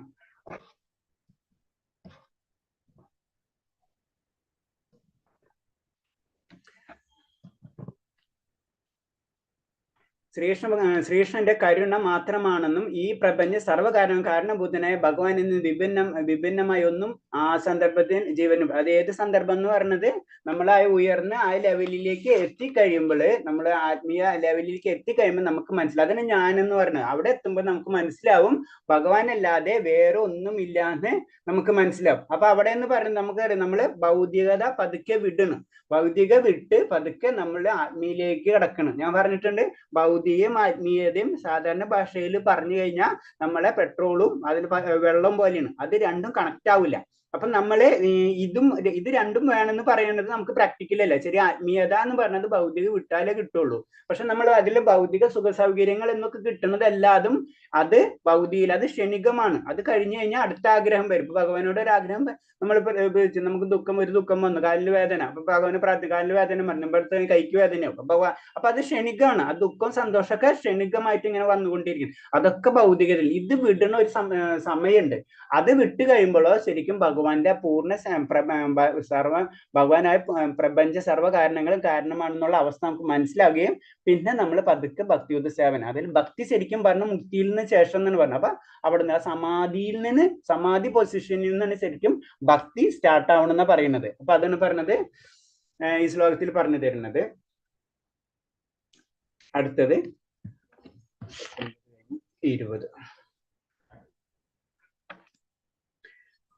20ാമത്തെ ശ്ലോകം. കാമേസ്തൈസ്തർഹൃജ്ഞാനം പ്രബന്ധന്യന്യദേവതാ തതം നിയമാവസ്ഥയാ പ്രകൃത്യാ നിയതാസ്തയോ. ഭൗതിക അഭിലാഷങ്ങളെ അപഹരിക്കപ്പെട്ട ജ്ഞാനത്തോടു കൂടിയവർ ദേവന്മാരെ ശരണം പ്രാപിക്കുന്നു. പ്രകൃതി നിയമങ്ങളുടെ നിബന്ധനകൾക്ക് അനുസരിച്ച് അവർ സ്വയം പ്രകൃതിയാൽ ദേവന്മാരെ ആരാധിക്കുന്നു. അപ്പൊ ഇതില് പറയണത് ആരാണ് ദേവന്മാരെ ആരാധിക്കണം എന്ന് ചോദിക്കുന്ന ചോദ്യത്തിന്റെ ഉത്തരം. അപ്പൊ ദേവന്മാരെ ആരാധിക്കുന്നത് അവര് ഭൗതികമായിട്ടുള്ള ആഗ്രഹങ്ങൾ നിലനിർത്തുന്നവരായിരിക്കും. ഭൗതികമായ ആഗ്രഹങ്ങൾ നിലനിർത്തുന്ന കാരണം കൊണ്ട് അവർക്ക് ദേവന്മാരെ ആരാധിക്കേണ്ടതായി വരുന്നു. അപ്പൊ അത് ശരിക്കും അതും ഭഗവാൻ പറഞ്ഞു തരുന്നുണ്ട്. അങ്ങനെ ദേവന്മാരെ ആരാധിക്കാനുള്ള ആഗ്രഹം, അതായത് എനിക്കിപ്പോ വിദ്യയാണ് ആഗ്രഹിക്കുന്നത് വെച്ച് കഴിഞ്ഞാൽ ഞാൻ സരസ്വതി ദേവിനെ പ്രാർത്ഥിക്കണം, അതിന്റെ പൂജാവിധികൾ ചെയ്യണം. ആ ഒരു ഇത് നമ്മളിലേക്ക് കൊണ്ടുതരുന്നതും ഭഗവാൻ തന്നെയാണ്. അപ്പൊ നമ്മളെ ആഗ്രഹമാണ് ഭഗവാൻ. അതല്ല നമ്മളെ മക്കള് അല്ലെങ്കിൽ നമ്മൾ ആരായാണെങ്കിലും നമ്മൾ എന്താ ചെയ്യുക, അവർക്ക് എന്താ ആഗ്രഹം അതിനനുസരിച്ച് നമ്മൾ ചെയ്തു. നമുക്കറിയാം അത് തെറ്റാണെങ്കിൽ നമ്മൾ സപ്പോർട്ട്. ഇപ്പൊ ചെറിയ കുട്ടികൾക്ക് ചോക്ലേറ്റ് കൊടുക്കുന്ന പോലെ തന്നെ നമുക്കറിയാം തെറ്റാണ്, പക്ഷെ ആ കുട്ടികളെ ആഗ്രഹം കാരണം നമ്മൾ എടുത്ത് കൊടുക്കുന്ന പോലെ തന്നെയാണ് ഭഗവാൻ ഭൗതികമായിട്ടുള്ള കാര്യം ദേവന്മാരെ കൊണ്ട് ചെയ്യിപ്പിക്കുന്നത്. നമ്മളെ ആഗ്രഹം ഇതാണെന്ന് അത് മനസ്സിലാക്കിയതിന് ശേഷം ആ ദേവന്മാർക്ക് അതിനനുസരിച്ച്, അല്ലാതെ ദേവന്മാർക്ക് ഇത് അനുഗ്രഹിക്കാനുള്ള ശക്തിയില്ല. ഭഗവാന്റെ പെർമിഷൻ ഇല്ലാതെ ദേവന്മാർക്കാർക്കും നമുക്ക് ഒരു കാര്യം തരാനുള്ള ഒരു പവറും ദേവന്മാർക്കില്ല, അനുഗ്രഹ ശക്തി അടക്കില്ല. അപ്പൊ അത് തരുന്നത് മുഴുവനും അറിയാം, നമുക്കറിയാവുന്നതാണ്. ദേവന്മാരെല്ലാതും ഭഗവാന്റെ അവയവങ്ങളാണ് അല്ലെ, ഭഗവാന്റെ പാർട്സ് ആണ് എല്ലാതും. അപ്പൊ അത് ഭഗവാനിൽ കൂടെ, അതിപ്പോ എന്റെ കൈ ഞാൻ ഉദ്ദേശിക്കാതെ എന്റെ കൈ വർക്ക് ചെയ്യില്ല എന്ന് പറഞ്ഞ പോലെ ഭഗവാന്റെ ആയ ആഗ്രഹം, ഭഗവാന്റെ ഇച്ഛയോടുകൂടി മാത്രമേ മറ്റുള്ള ദേവതകൾക്ക് അത് ചെയ്യാനുള്ള കഴിവ് വരുള്ളൂ. അപ്പൊ അതാണ് ഇതിന് മനസ്സിൽ. അപ്പൊ അത് ഭൗതികമായിട്ടുള്ള കാര്യങ്ങളായിരിക്കും അവിടെ നടക്കുക. അവിടെ ആത്മീയമായിട്ടുള്ള കാര്യങ്ങൾ നടക്കില്ല. ആത്മീയമായിട്ട് കാര്യങ്ങൾ നടക്കണമെന്ന് വെച്ച് കഴിഞ്ഞാൽ അത് ഓട്ടോമാറ്റിക്കായിട്ട് ഭഗവാന്റെ ശക്തി തന്നെയാണ് ആത്മീയത എന്ന് പറയുന്നത്.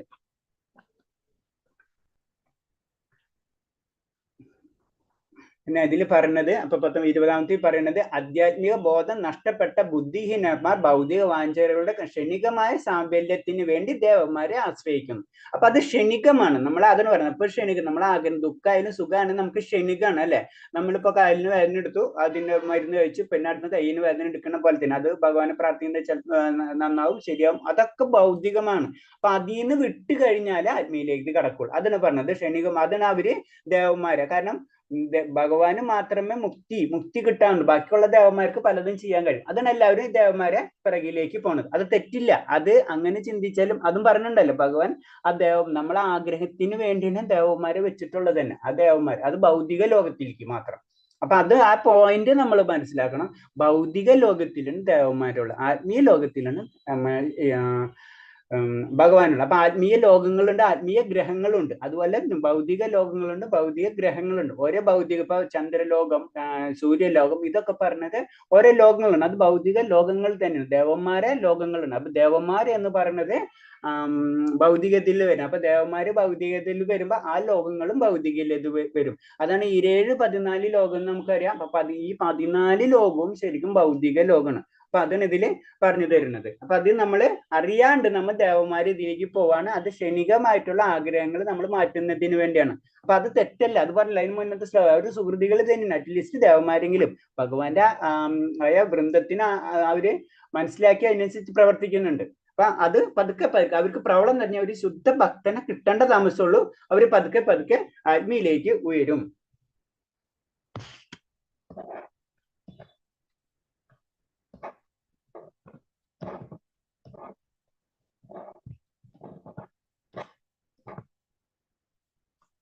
അടുത്തത് 21ാമത്തെ.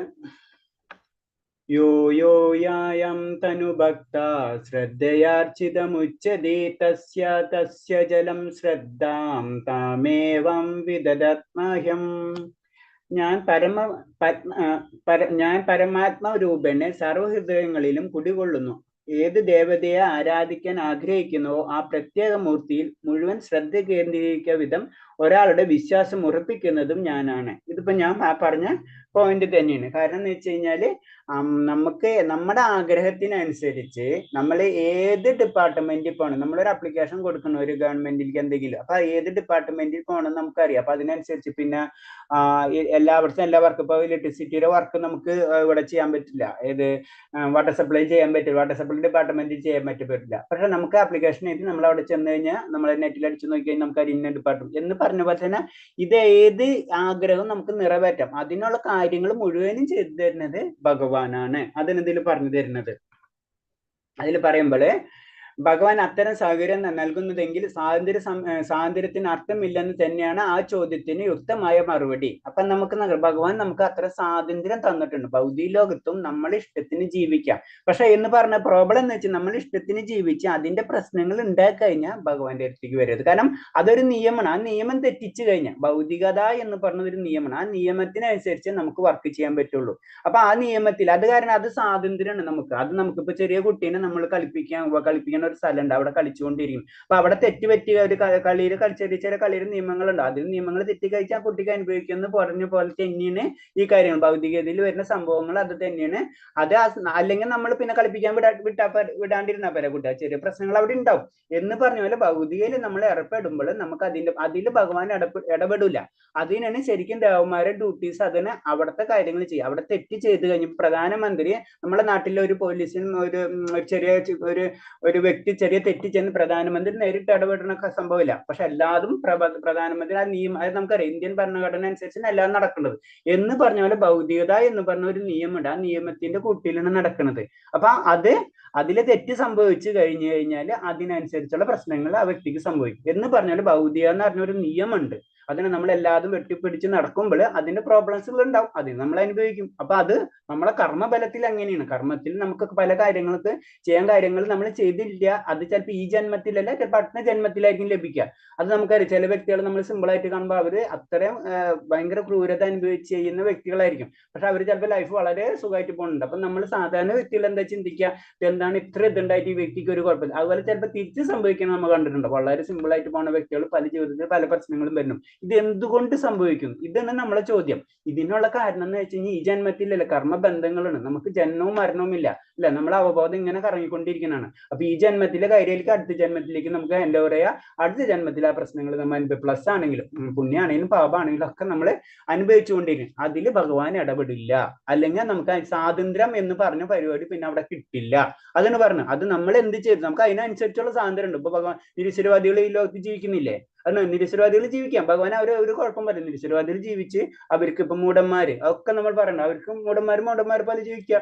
അത് കഴിഞ്ഞിട്ട് ആ ഭൗതികയുടെ നിയമത്തിൽ അവർ പെടും. അതിനനുസരിച്ച് അവർ കറങ്ങിക്കൊണ്ടിരിക്കും. പക്ഷെ സുഹൃതികൾ എന്ന് പറയുമ്പോൾ അവർക്ക് ആ ഭഗവാനെ പറ്റി ചിന്തിക്കാനുള്ള ശക്തി ഉണ്ട്. അപ്പൊ അവര് ചെയ്യുമ്പോൾ അവര് ആ സുഹൃത്തുക്കളെ ലെവലിലേക്ക് വരുന്ന അവർക്ക് ഉയരാനുള്ള സാധ്യത വളരെയധികം ഉണ്ട്. അതെന്ന് പറഞ്ഞത് ഭഗവാൻ അത്തരം സൗകര്യം നൽകുന്നില്ലെങ്കിൽ സ്വാതന്ത്ര്യത്തിന് അർത്ഥമില്ലെന്ന് തന്നെയാണ് ആ ചോദ്യത്തിന്റെ യുക്തമായ മറുപടി. അതെന്ന് ഭഗവാൻ എല്ലാ ജീവാത്മാക്കൾക്കും സ്വാതന്ത്ര്യം കൊടുത്തിട്ടുണ്ട്.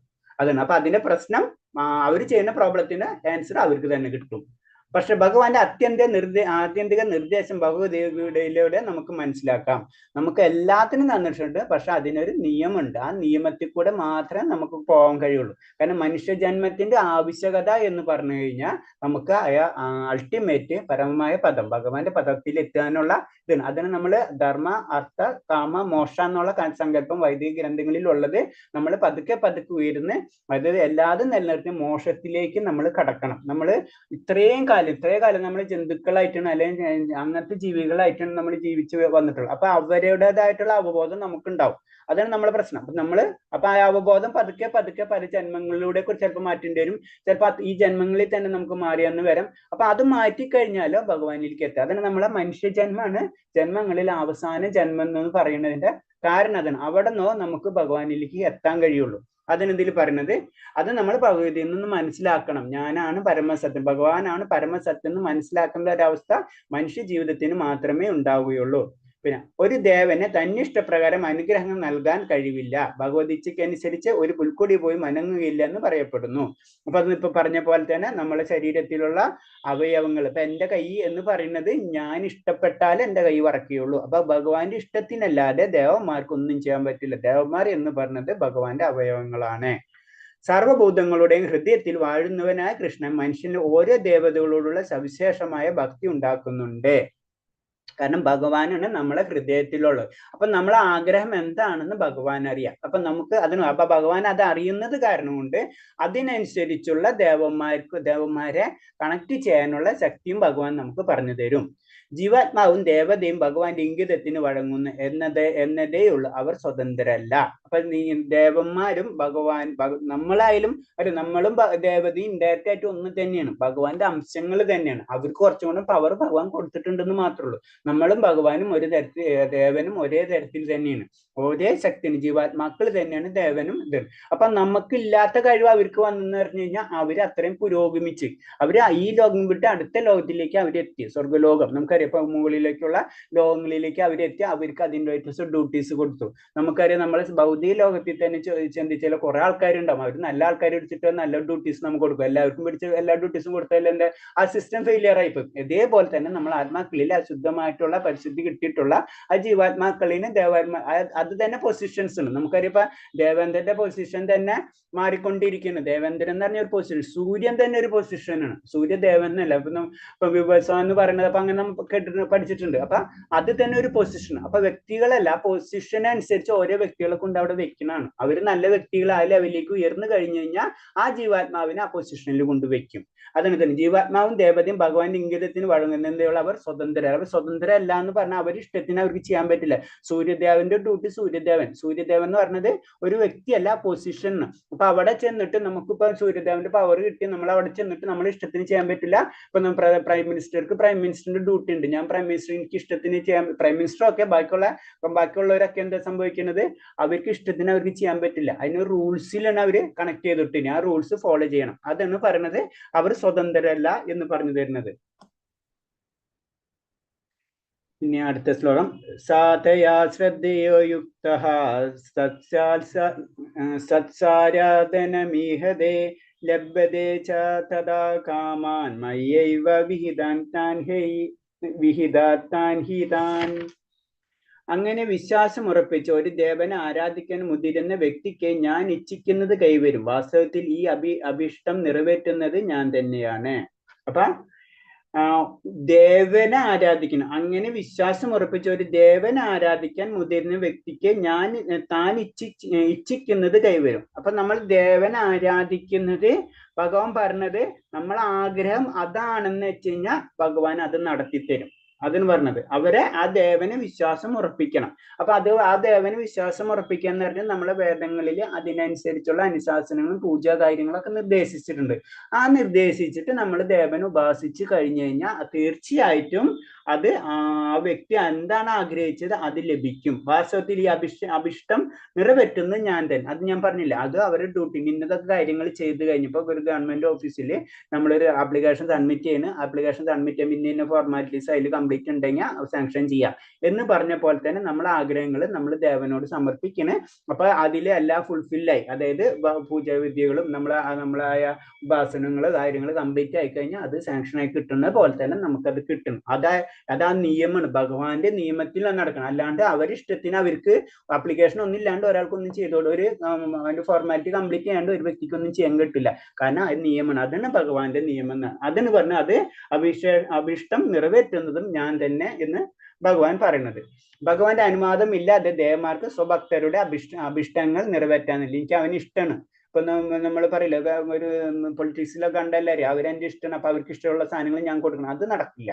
കാരണം ഇതൊരു നിയമമാണ്. ആ നിയമത്തിൽ ഭഗവാന്റെ നിയമത്തിനനുസരിച്ച് കാര്യങ്ങൾ ചെയ്യാൻ പറ്റും. അപ്പൊ അവർക്ക് സ്വതന്ത്രമല്ല, അവരിഷ്ടത്തിന്, അവർക്ക് അവരുടേതായ ഇഷ്ടത്തിന് ഒന്നും ചെയ്യാൻ പറ്റില്ല. അവരാ പൊസിഷൻ, ഇപ്പൊ സെക്രട്ടറി ഉണ്ട്, ക്ലർക്ക് ഉണ്ട്, പല പൊസിഷൻസ് ഉണ്ട്. അവർക്ക് ആ നിയമത്തിനനുസരിച്ച് ചെയ്യാൻ പറ്റുള്ളൂ. അതാണ് അവരെ പക്ഷെ ആ ഫോർമാലിറ്റീസ് നമ്മൾ കംപ്ലീറ്റ് ചെയ്ത് കൊടുത്താൽ അവർക്ക് അത് കാര്യങ്ങൾ ചെയ്യാൻ പറ്റുള്ളൂ. അതാണ് ഇതിൽ പറഞ്ഞു തരുന്നത്. ബുദ്ധി കുറഞ്ഞവർ ഇതറിയാതെ വിഡ്ഢികളെ പോലെ ബലകാംക്ഷികളായ ദേവന്മാരെ സേവിക്കുന്നു. അപ്പൊ ഇത് മനസ്സിലാകുക, അതിന് ദേവന്മാരെ നമ്മ സേവിക്കണതിന്റെ ഇത് പറയണെന്ന് വെച്ച് കഴിഞ്ഞാൽ, അപ്പൊ ഇവർക്ക് ദേവന്മാരെ ചെന്ന് കണ്ട് കാര്യങ്ങൾ കൊടുത്തു കഴിഞ്ഞാൽ അത് നമുക്ക് കിട്ടണം. അപ്പൊ നമ്മളെ ചിന്താഗതി എന്താണ്, ആ ദേവന്മാരിനെല്ലാം ചെയ്തു തരണം അല്ലെ. നമ്മളിപ്പോ എക്സാമ്പിള് നമുക്കൊരു റേഷൻ കാർഡിന് അപ്ലൈ ചെയ്യാന്ന് വെച്ചാൽ നമ്മൾ റേഷൻ കാർഡിന്റെ ഫോർമാലിറ്റീസ് ഒക്കെ ചെയ്ത് അവിടെ കൊണ്ട് സബ്മിറ്റ് ചെയ്ത് നമുക്കത് കിട്ടി. അപ്പൊ നമ്മൾ വിചാരിക്കുന്നു അയാൾ നമുക്ക് റേഷൻ കാർഡ്, ആളല്ല റേഷൻ കാർഡ് തന്നിട്ടുള്ള ഗവൺമെന്റ് ഓഫ് ഇന്ത്യയിൽ നിന്ന് റേഷൻ കാർഡ് കിട്ടണം. അതുപോലെ തന്നെ ഭഗവാനിൽ നിന്നാണ് നമുക്കത് കിട്ടുന്നത്. അതിന് പറഞ്ഞ ബുദ്ധി കുറഞ്ഞവർ ഇതറിയാതെ വിഡ്ഢികളെ പോലെ ബലകാംക്ഷിയായ ദേവന്മാരെ സേവിക്കുന്നു. ജീവാത്മാക്കൾ തങ്ങൾ അറിയിക്കാതെ ആഗ്രഹിക്കും. കൃഷ്ണനെ നേരിട്ടുള്ള അവ സബലീകരിക്കാതെയും വരുമ്പോഴാണ് അവരിങ്ങനെ ചെയ്യുന്നത്. അപ്പൊ എന്താണ് അതിന് കാരണവും ഭഗവാൻ പറഞ്ഞു തരുന്നത്. ഇത് ചെയ്യണത് എന്താ കാരണം എന്ന് വെച്ച് കഴിഞ്ഞാൽ, നമ്മൾ അർഹിക്കാത്ത കാര്യം ഭഗവാനിലേക്ക് ഭഗവാന്റെ കാര്യങ്ങളിലേക്ക് എന്ന് പറഞ്ഞാൽ, നമ്മളെ ആഗ്രഹം എന്ന് പറഞ്ഞത് ശരിക്കും നമ്മളെ മൂല്യമായിട്ടുള്ള ആഗ്രഹം എന്ന് പറഞ്ഞത് ഭഗവാനിലേക്കുള്ള യാത്രയാണ് അല്ലെ. അതാണ് നമ്മളെ ശരിക്കും ആഗ്രഹം വേണ്ടത്. ബാക്കിയുള്ളത് നമ്മളെ ആഗ്രഹം നമുക്ക് പറയാനില്ല. ബാക്കിയുള്ളത് ആ നിയമത്തിനനുസരിച്ച് നടക്കണതാണ്. അപ്പൊ അതിനു വേണ്ടി ചില വ്യക്തികൾ, അതിന് വിഡ്ഢികൾ എന്ന് പറയുന്നത്, അതിന് അവരെ വിഡ്ഢികൾ എന്ന് പറയണെന്ന് വെച്ച് കഴിഞ്ഞാൽ അവർക്ക് അത് നിയമം അനുസരിച്ച് കിട്ടണതാണ്. മനസ്സിലായി. പിന്നെ സ്പെഷ്യൽ ഒന്നും, അപ്പൊ സ്പെഷ്യലായിട്ട് ആഗ്രഹിച്ചു കഴിഞ്ഞാൽ അതിനനുസരിച്ച് കാര്യങ്ങൾ ചെയ്യുന്നത് മാത്രമുള്ളൂ. അടുത്തത്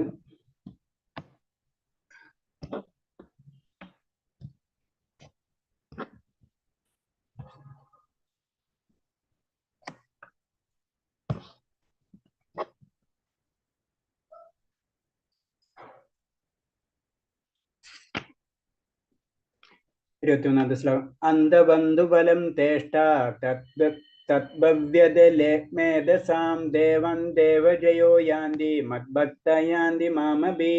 മൂഢന്മാരാണ് ദേവന്മാരെ ആരാധിക്കുന്നത്. അവർ കിട്ടുന്ന ബലമാവട്ടെ തുച്ഛവും ക്ഷണവും അത്ര. ദേവന്മാരെ പൂജിക്കുന്നവർ ആ ദേവന്മാരുടെ ലോകത്തെത്തും. എന്റെ ഭക്തരാട്ടെ പരമോന്നതമായ എന്റെ ധാമത്തിൽ എത്തുന്നു. അപ്പൊ ഇതിൽ നിന്ന് ഒരു കാര്യം നമുക്ക് മനസ്സിലാക്കാം, ദേവന്മാർക്കും ഒരു ലോകമുണ്ട്, ഭഗവാനും ഒരു ലോകമുണ്ട്. അതെല്ലാം അങ്ങനെ പറഞ്ഞു. പരമോന്നതമായ എന്റെ ധാമത്തിലെത്തും. ദേവന്മാരെ ആരാധിച്ചു കഴിഞ്ഞാൽ ദേവന്മാരെ ലോകത്തെത്തും, എന്നെ ആരാധിച്ചു കഴിഞ്ഞാൽ എന്റെ ലോകത്തെത്തും. അതായത് നമുക്ക് ഡൽഹിയാണ് ഹെഡ് ഓഫീസ്, അതുപോലെ തന്നെ നമ്മുടെ നാട്ടിലത്തെ ഏതെങ്കിലും ഗവൺമെന്റ് ഓഫീസ് അതൊന്ന് ചിന്തിച്ചു കഴിഞ്ഞാൽ അവിടെ പോകണ ആഗ്രഹിച്ചാൽ അവിടെ എത്തും, ഇവിടെ പോകണമെന്ന് വെച്ച് കഴിഞ്ഞാൽ ഇവിടെ എത്തും. അപ്പൊ രണ്ടും രണ്ടാണ്. ഭഗവാന്റെ ലോകവും ദേവന്മാരെ ലോകവും രണ്ടും രണ്ടാണെന്ന് ഭഗവാൻ ഈ ശ്ലോകത്തിലൂടെ പറഞ്ഞു തന്നു. അപ്പൊ ദേവന്മാരെ ഉപാസിച്ചു കഴിഞ്ഞാൽ ദേവന്മാരുടെ ലോകത്തെത്തും, എന്നെ ഉപാസിച്ചു കഴിഞ്ഞാൽ എന്റെ ലോകത്തെത്തും. മുടന്മാരെ വ്യക്തിഗത ബ്രഹ്മവാദികൾ ഭഗവാൻ വ്യക്തിഗതമല്ലെന്ന് സിദ്ധാന്തിക്കുന്നു. അത് ഇതിൽ തന്നെ പറഞ്ഞാണ്. കാരണം ഭഗവാൻ എന്താണെന്ന് അവർക്ക് മനസ്സിലാവാത്തത് കാരണം കൊണ്ടാണ് അവർ ദേവന്മാരെ പ്രാപിക്കുന്നത്. അതിന് അവർ മൂഢന്മാരെന്ന് പറയുന്നത്. ഭഗവാൻ ഒരു ശാശ്വതമായ ഗ്രഹമുണ്ടെന്നും ശാശ്വതമായ രൂപമുണ്ടെന്നും മനസ്സിലാവാത്ത ഒരു അവസ്ഥയാണ്. അപ്പൊ അവരെന്ത് ചെയ്യും, അവര് ജീവാത്മാക്കളെ തന്നെ ദേവന്മാരെ തന്നെ ആരാധിക്കുന്നു. അതാണ് പറയുന്നത്. ഭഗവാന്റെ പാദാരവിന്ദങ്ങളിൽ നിന്ന് അനുഗ്രഹത്തിന് ഒരു പൊടിയെങ്കിലും ലഭിച്ചതിന് അങ്ങയുടെ വ്യക്തിഗത പ്രഭാവം മനസ്സിലാക്കും. ഭഗവാൻ എന്താണ്, ഒരു ഭക്തന് മാത്രമേ ഭഗവാന്റെ പാദാരവിന്ദങ്ങൾ എന്തായ ഒരു അനുഗ്രഹം കിട്ടിയ വ്യക്തികൾക്കോ ഭഗവാൻ എന്താണെന്ന് മനസ്സിലാക്കുകയുള്ളൂ. പിന്നെ പരമസത്യമായ ഭഗവാൻ കൃഷ്ണൻ സകാരനാണ്, വ്യക്തിയുമാണ് എന്നിവിടെ വ്യക്തമാക്കുന്നു.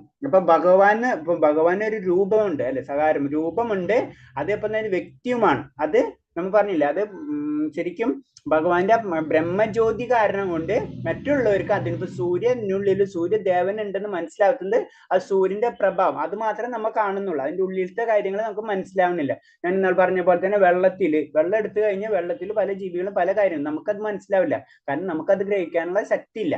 അതേപോലെ തന്നെ ഭഗവാനെ നമുക്ക് മനസ്സിലാക്കാൻ കഴിയാത്തത് കാരണം കൊണ്ട് എല്ലാതും ഒരു ബ്രഹ്മം, അത് നമ്മളെന്ന് പറഞ്ഞെന്ന് വെച്ച് കഴിഞ്ഞാൽ ആത്മീയജ്ഞാനം പുരോഗമിച്ച വ്യക്തികളെ പറ്റിയാണ് പറഞ്ഞത്. അവർക്ക് അത് കാണുമ്പോൾ അത് പരമമായിട്ടുള്ള ഒരു രൂപം മാത്രമായിട്ട് കാണുള്ളൂ, ഒരു കംപ്ലീറ്റ് ഒരു ജ്യോതിർ ഇത് മാത്രം അവർക്ക് കാണാൻ പറ്റുള്ളൂ.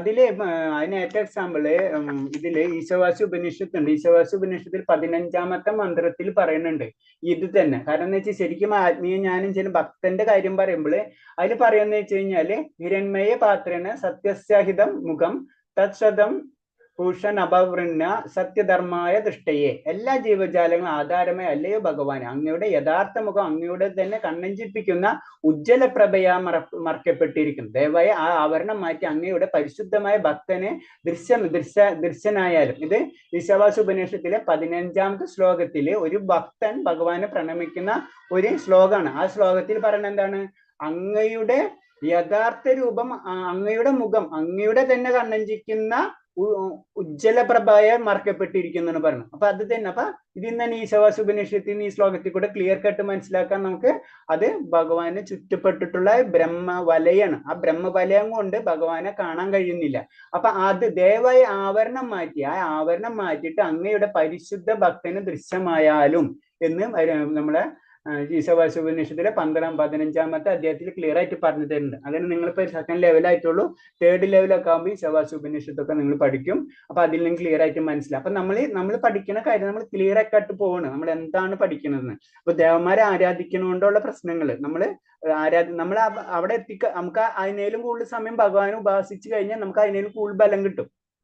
അല്ലാണ്ട് അവർ ചെയ്യേണ്ട തെറ്റോ അവർ ചെയ്യാതിരിക്കുക, അല്ല അതിൽ നിന്നും പെട്ടെന്ന് പിൻവലിയ എന്നെല്ലാം ചെയ്യേണ്ടത്. ഇതിന് മനസ്സിലാക്കേണ്ടത് അതിനേലും നമ്മളെ ഏറ്റവും അൾട്ടിമേറ്റ് ലക്ഷ്യം എന്ന് പറഞ്ഞത് നമ്മളെ ഭഗവാനിലേക്ക് എത്താൻ, മുകുന്ദൻ ആ ലെവലിലേക്ക് നമ്മൾക്ക് എത്തണം. അപ്പൊ അതിനു വേണ്ടി നമ്മളെ ജീവിതം സമയമൊക്കെ വളരെ കുറവാണ്.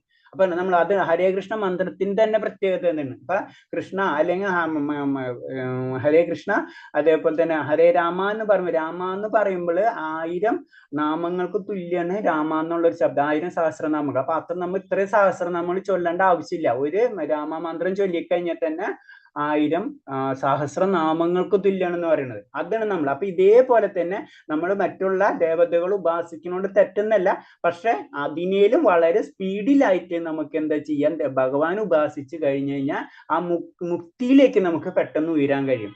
അതേപോലെ തന്നെ നമുക്ക് അതിൻ്റെ ഉള്ളിൽ നമുക്ക് പല ആഗ്രഹങ്ങൾ വന്നെന്നൊക്കെ അറിയാണ്ട്, ഭൗതികമായിട്ടുള്ള ആഗ്രഹങ്ങൾ വന്നാൽ കഴിഞ്ഞാൽ നമുക്ക് അതിനനുസരിച്ചുള്ള ദേവതന്മാർ ആരെന്ന് വെച്ചാൽ അവരെ നമ്മൾ ഭഗവാൻ കണക്റ്റും ചെയ്തു തരും. അപ്പൊ ഭൗതികമായിട്ടും ആത്മീയമായിട്ടും നമുക്ക് ഭഗവാനെ അർപ്പിച്ചാൽ, നമ്മുടെ ജീവിതം ഭഗവാനെ സമർപ്പിച്ച് കഴിഞ്ഞാൽ നമുക്ക് കിട്ടും. അതാണ് ഇതിന്റെ ഇൻഡയറക്റ്റ് ആയിട്ട് മീറ്റിംഗ്. നമ്മളിപ്പോ ശരി ഞാൻ ഭഗവാനെ വിളിക്കും, പക്ഷെ നമ്മുടെ ഉള്ളിൽ ചിലപ്പോൾ ആ സുഹൃത്തുക്കളെ മൈൻഡിൽ കൂടെ നമ്മൾ കടക്കുമ്പോൾ നമുക്ക് ചിലപ്പോൾ ദുഃഖം വരും. അപ്പൊ ദുഃഖം എന്താണ് വരുന്നത്, അപ്പൊ അതിനനുസരിച്ച് പല കാര്യങ്ങൾക്കും നമുക്ക് ലഭിക്കും. അതിന് ഭൗതികമായിട്ടും ആത്മീയമായിട്ടും ഉയരാൻ പറ്റും. പിന്നെ അഥവാ നമ്മൾ ഇതിൽ വിട്ടുപോയാൽ തന്നെ നമുക്ക് തന്നെ ഈ ജന്മം അല്ലെങ്കിൽ അടുത്ത ജന്മത്തിൽ ഇത് മാത്രമേ നമുക്ക് ക്യാരി ഫോർവേഡ് ആവുള്ളൂ, ബാക്കി എല്ലാതും ഈ ലോകത്തിൽ തന്നെ നമുക്ക് വിട്ട് കളയേണ്ടതായിട്ട് വരും. അതാണ് ഇതിൽ പറഞ്ഞു തരുന്നത്. ഭഗവാന്റെ പാദാരവിന്ദങ്ങളിൽ നിന്ന് പിന്നെ പറഞ്ഞു പരമമായ ഭഗവാന്റെ കൃഷ്ണൻ സകാരനാണ്. 23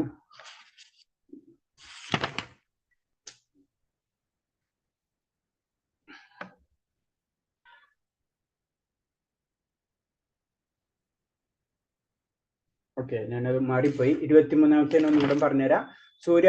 സൂര്യോപാസന ചെയ്യുന്നവർ സൗരമണ്ഡലത്തിലും ചന്ദ്രമണ്ഡലത്തിലും എത്തുന്ന പോലെ ഇന്ദ്രനെയോ മറ്റേതെങ്കിലും ദേവന്മാരെ ആരാധിക്കണം. അതത് ദേവന്മാരെ ഗ്രഹങ്ങളിൽ പോകും. അപ്പൊ നമ്മൾ ഇപ്പൊ പറഞ്ഞത് തന്നെ, നമ്മൾ ഏത് ഭഗവാനാണ് ആരാധിക്കുന്നത് അതിനനുസരിച്ചുള്ള ഗ്രഹങ്ങളിൽ നമുക്ക് ലഭിക്കാൻ പറ്റും. ദേവന്മാരുടെ ലോകത്താണെങ്കിൽ ദേവന്മാരുടെ ലോകത്ത്, ഭഗവാന്റെ ലോകത്തിന് ഭഗവാന്റെ ലോകത്ത് നമുക്ക് എത്താൻ പറ്റും. കൃഷ്ണഭക്തന്മാർ അത്യുഷ്ടമായ ഭഗവധാമത്തിലേക്കും ചെന്ന് ചേരുമെന്ന് ഇവിടെ വ്യക്തമാക്കുന്നു. ഭഗവാനെ ആരാധിച്ച് ഭഗവാന്റെ ലോകത്തെത്തും. ഭഗവാന്റെ ലോകത്ത് എത്തിക്കഴിഞ്ഞുള്ള പ്രത്യേകത എന്തായിരിക്കും? ആരെങ്കിലും പറയാൻ പറ്റും? ഭഗവാന്റെ ലോകത്തിലും ദേവന്മാരുടെ ലോകത്തിലും എത്തിക്കഴിഞ്ഞുള്ള ഡിഫറൻസ് അറിയാവുന്നവരൊന്ന് പറ. ഞാനൊരു ചോദ്യം ചോദിക്കും. ദേവന്മാരെ ലോകവും ഭഗവാന്റെ ലോകവും തമ്മിലുള്ള വ്യത്യാസം എന്താ?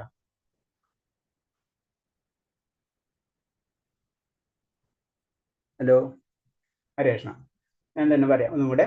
അതായത് ഭഗവാന്റെ ലോകം എന്ന് വെച്ച് കഴിഞ്ഞാൽ സച്ചിദാനന്ദ വിഗ്രഹം അല്ലെ, അതായത് എപ്പോഴും പരമമായ ആനന്ദം ലഭിക്കും. അവിടെ ജനന മരണ ഇതിൽ ഉണ്ടാവില്ല, ആ ചക്രം സ്റ്റോപ്പ് ആവും. അതാണ് അതിന്റെ പ്രത്യേകത. അല്ലാന്ന് വെച്ചാൽ ദേവന്മാരെ ലോകത്തേക്ക് കഴിഞ്ഞാൽ ചിലപ്പോൾ പുണ്യം കഴിയുമ്പോൾ നമ്മൾ നേരെ താഴത്തേക്ക് വീണ്ടും ഈ സംസാര സാഗരത്തിൽ കിടന്ന് ഇങ്ങനെ കറങ്ങിക്കൊണ്ടിരിക്കും. പക്ഷെ ഭഗവാന്റെ ലോകത്തേക്ക് കഴിഞ്ഞാൽ ഇത് സ്റ്റോപ്പ് ആവണം, നമ്മുടെ ജനന മരണങ്ങൾ സ്റ്റോപ്പ് ആവുന്നതാണ് ഭഗവാനിൽ. അവിടെ എത്തിക്കഴിഞ്ഞാൽ പിന്നെ അതും ഉണ്ടാവില്ല, പരമായ ആനന്ദം മാത്രം ഉണ്ടാവുള്ളൂ. ദേവന്മാരുടെ ലോകത്ത് അവരുടേതായ കാര്യങ്ങൾ ചെയ്ത് അതിന് പുണ്യം തീരുമ്പോൾ ചിലപ്പോൾ നമ്മൾ ഭൂമിയിലേക്ക് വീണ്ടും പതിക്കുകയും പിന്നെ അതിന് താന്ന് വീണ്ടും ഈ സംസാര ലോകത്തിൽ കിടന്നിങ്ങനെ കറങ്ങുകയും ചെയ്യും. അതാണ് അതിന്റെ ബേസിക് ആയിട്ടുള്ള ഡിഫറൻസ്. പിന്നെ 24ാമത്തെ ശ്ലോകം ഒന്ന് വായിക്കാം. അവ്യക്തം വ്യക്തിമാപന്നം മന്യതേ മാമ ബുദ്ധയാ പരം ഭാവമജാനന്ദോ മാമ വയ്യാനുത്തമം. പരമദിവ്യത്വം പുരുഷനായി ഞാൻ കൃഷ്ണനെ ഒരിക്കൽ അവ്യക്തഗതനായിരുന്നെന്നും പിന്നീട് വ്യക്തിഗതയായതെന്നും എന്ന് മനസ്സിലാക്കാത്ത മന്ദബുദ്ധികൾ കരുതുന്നു. അവശ്യവും അത്യുന്നതമായ എന്റെ ഉത്കൃഷ്ട സ്വഭാവത്തെ പറ്റി ആത്മജ്ഞാനികൾക്ക് അറിഞ്ഞുകൂടാ. അപ്പൊ ഇതില് ഭഗവാനെ പറ്റി ഭഗവാൻ ഒന്നും കൂടെ ക്ലിയർ ചെയ്യുന്ന ഒരു ശ്ലോകമാണ്. ഈ ശ്ലോകത്തിൽ പറയണെന്ന് വെച്ച് കഴിഞ്ഞാൽ ഭഗവാൻ എന്ന് പറയുമ്പോ ഇപ്പൊ അർജുനന്റെ കൂടെ ഭഗവാൻ വരുന്ന സമയത്ത് ശരിക്കും പറഞ്ഞാൽ നമ്മൾ സാധാരണ ഇതിൽ ചിന്തിക്കുമ്പോൾ അത് വ്യക്തിഗത ഒരു വ്യക്തി എന്നുള്ള രീതിയാണ്, ഭൗതികതയായിട്ടാണ് നമ്മൾ ചിന്തിക്കുന്നത്. പക്ഷെ അത് അങ്ങനെയല്ല. ഞാൻ ആത്മീയ തന്നെയാണ്. ആത്മീയ ഭഗവാന്റെ ശരീരവും ഭഗവാന്റെ ആത്മാവും ഒക്കെ ഒന്ന് തന്നെയാണ്. അതിന് ഒക്കെ ആത്മീയതയാണ്. അതിനെതിൽ പറഞ്ഞ അല്ലെങ്കിൽ അതീന്ദ്രിയതയാണ്. നമുക്ക് ചിന്തിക്കാൻ പറ്റാത്ത അവസ്ഥയാണ് ഭഗവാന്റെ ശരീരവും ആത്മാവും എല്ലാതും. പക്ഷെ സാധാരണ ജനങ്ങൾ അല്ലെങ്കിൽ മൂഢന്മാർ കരുതുന്നത് എന്താണ്? അത് വ്യക്തി, അതായത് ഭഗവാൻ വ്യക്തിഗത രൂപമാണ്. അത് വ്യക്തിഗത എന്ന് പറഞ്ഞു കഴിഞ്ഞാൽ ഭൗതിക രൂപമാണെന്നുള്ള ചിന്താഗതി എന്ന് വരുന്നത്. അത് കാരണം കൊണ്ടാണ് അക്ഷയവും അത്യുന്നതമായ എന്റെ ഉത്കൃഷ്ട സ്വഭാവത്തെ പറ്റി ആത്മജ്ഞാനികൾക്ക് അറിയില്ല എന്ന് പറയുന്നത്.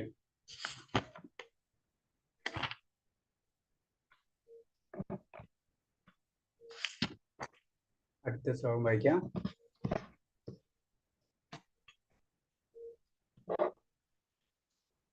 നാഹം പ്രകാശ സർവസ്യാം യോഗമായയ സമാവൃത മൂഢയം നാഭിജാനതി ലോകമാമജമാവയം. ബുദ്ധിയില്ലാത്തവർക്കും മൂഢന്മാർക്കും ഞാൻ ഒരിക്കലും പ്രത്യക്ഷനാവില്ല. യോഗമായ എന്ന എന്റെ അന്തരംഗ ശക്തിയിൽ അവർ എന്നിൽ മറച്ചു വെക്കും. തന്മൂലം അജ്ഞനും അവ്യയനുമാണ് ഞാൻ എന്നവർക്ക് അറിയുന്നില്ല. അപ്പൊ ശരിക്കും ബുദ്ധി ഇല്ലാത്തവർക്ക് ഇതൊക്കെ മറച്ചു വെക്കുന്ന കാരണം കൊണ്ട് ഞാൻ ആരാണെന്ന് അവർക്ക് മനസ്സിലാവുന്നില്ല. അത് എന്റെ ശക്തിയായ തന്നെ ആന്തരിക ശക്തിനെ ഇത് ചെയ്യണമെന്ന് പറഞ്ഞു. അത് ഞാനിപ്പോ ഈ 15ാമത്തെ ശ്ലോകത്തിൽ നമ്മൾ പറഞ്ഞ പോലെ ഒരു ഭക്തൻ അറിയാം അതിൽ ഭഗവാൻ ഉണ്ടെന്നും ഭഗവാൻ അത് ഭഗവാന്റെ മായാപ്രഭയാൽ നമുക്ക് കാണാൻ പറ്റാത്തതാണ്. അതാണ് ഭഗവാനോട് വീണ്ടും പ്രണമിക്കുന്നത്. അങ്ങ് അയം പ്രഭാവമായിട്ട് അങ്ങ് എന്നിൽ പ്രത്യക്ഷനാവൂ എന്ന് പറയുന്നത്. അപ്പൊ ഇത് തന്നെയാണ് ഇവിടെയും പറഞ്ഞിട്ടുള്ളത്. അത് മറ്റുള്ളവർക്ക് മനസ്സിലാക്കാൻ കഴിയില്ല. കാരണം ഭഗവാന്റെ തന്നെ ആന്തരിക ശക്തി അല്ലെങ്കിൽ ആ ജ്യോതിർ അത് മറച്ചു വെച്ചിരിക്കുന്നു. അത് മാറ്റിക്കഴിയുമ്പോഴോ അതൊക്കെ നമുക്ക് കാണാൻ പറ്റാവുന്ന ആ ഒരു ആത്മീയ ശക്തി ഉണ്ടായി കഴിഞ്ഞാലേ ഭഗവാനെ നമുക്ക് മനസ്സിലാക്കാൻ കഴിയുള്ളൂ എന്നാണ് ഈ ശ്ലോകത്തിൽ കൂടെ പറഞ്ഞു തരുന്നത്.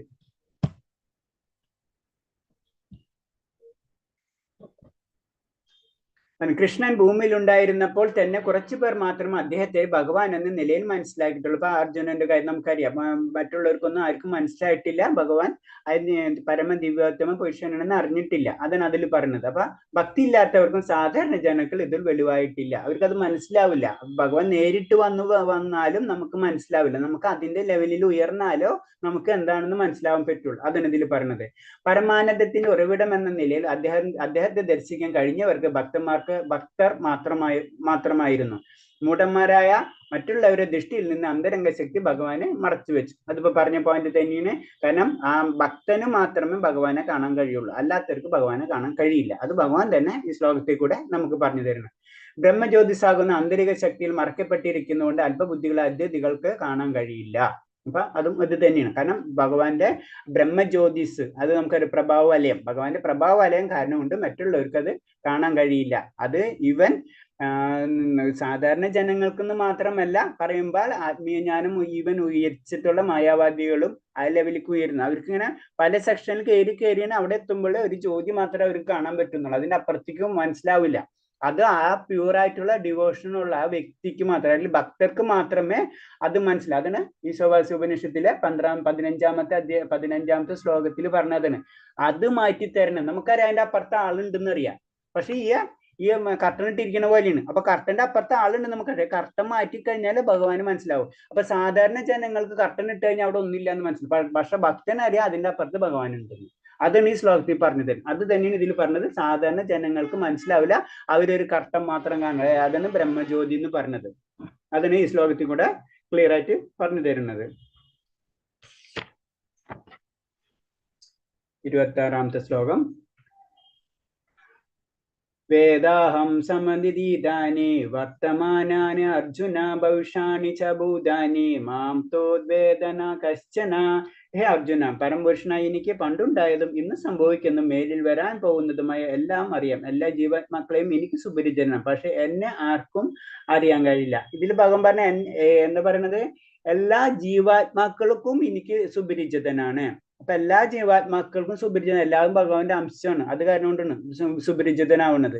അപ്പൊ എല്ലാവരും ഭഗവാന്റെ പാർട്ടുണ്ട്. പക്ഷെ ജീവാത്മാക്കൾക്ക് എന്ന് പറഞ്ഞു കഴിഞ്ഞാൽ അവരും ഒരു മരണത്തിന് ശേഷം അവർക്ക് ബാക്കി മുൻജന്മങ്ങൾ, ഇപ്പൊ നമ്മളെ മുൻജന്മ സ്മരണ നമുക്കില്ലാത്ത എന്താണ്, അത് കഴിഞ്ഞു. നമുക്കും അതാണ് നമ്മളെ പ്രത്യേകത. ജീവാത്മാക്കളെ പ്രത്യേകത എന്ന് വെച്ച് കഴിഞ്ഞാൽ മുൻജന്മ സ്മരണ കിട്ടുകയില്ല. അത് ഭഗവാന് മാത്രമേ. നമ്മൾ എത്ര ജനിച്ചു, എത്ര പ്രാവശ്യം, അതിനാൽ അർജുനനോട് പറയണത് ഇതൊന്നല്ല, നീ എത്ര പ്രാവശ്യം ജനിച്ചു എന്നൊന്നും നിനക്കറിയില്ല, ഞാൻ എത്ര പ്രാവശ്യം, അതൊന്നും നമുക്കറിയില്ല. അത് ഭഗവാന് മാത്രമേ അറിയുള്ളൂ. അപ്പൊ അതിന് ഭഗവാൻ മാത്രമേ ശാശ്വതമുള്ളൂ, ബാക്കിയൊന്നും ശാശ്വതമല്ല എന്ന് പറഞ്ഞു വരുന്നത്. ആത്മാവ് ശാശ്വതമാണ്, പക്ഷെ നമ്മുടെ അവബോധം ഇങ്ങനെ, അല്ലെങ്കിൽ നമ്മുടെ ശരീരങ്ങൾ നമ്മളിങ്ങനെ മാറിക്കൊണ്ടിരിക്കണം. അതാണ് ഇതിൽ പറഞ്ഞത്. അനേക കോടി വർഷങ്ങൾക്ക് മുൻപേ വിവസാൻ എന്ന സൂര്യദേവൻ ഉപദേശം നൽകിയത് കൃഷ്ണൻ ഓർക്കുന്നുണ്ടെന്ന് 4ാം അധ്യായത്തിൽ നിന്ന് അറിയാം. കാരണം അത്രയും വർഷങ്ങൾക്ക് മുന്നത്തെ കാര്യങ്ങളടക്കം ഭഗവാൻ അറിയാൻ കാരണം ഭഗവാൻ ശാശ്വതനാണ്. ഭഗവാന് മരണമില്ല, അല്ലെങ്കിൽ ഭഗവാനിൽ നിന്ന് എല്ലാ സൃഷ്ടികളും വന്നിട്ടുള്ളത്.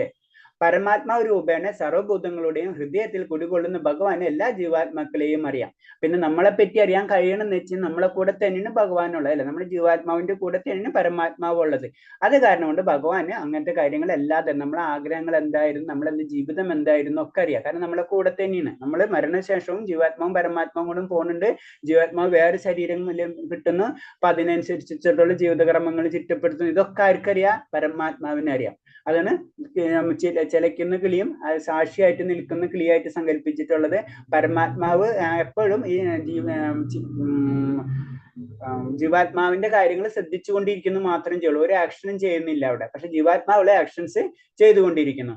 കോടാനുകോടി മനുഷ്യർ കുറച്ചു പേര് മാത്രമേ ജീവിതത്തിൽ പരിപൂർണതയ്ക്ക് വേണ്ടി യത്നിക്കാറുള്ളൂ. അങ്ങനെ പരിപൂർണം നേടിയതിൽ 1000 പേരിൽ ഒരുവന് മാത്രമേ കൃഷ്ണന്റെ യഥാർത്ഥം അറിയാൻ കഴിയുള്ളൂ.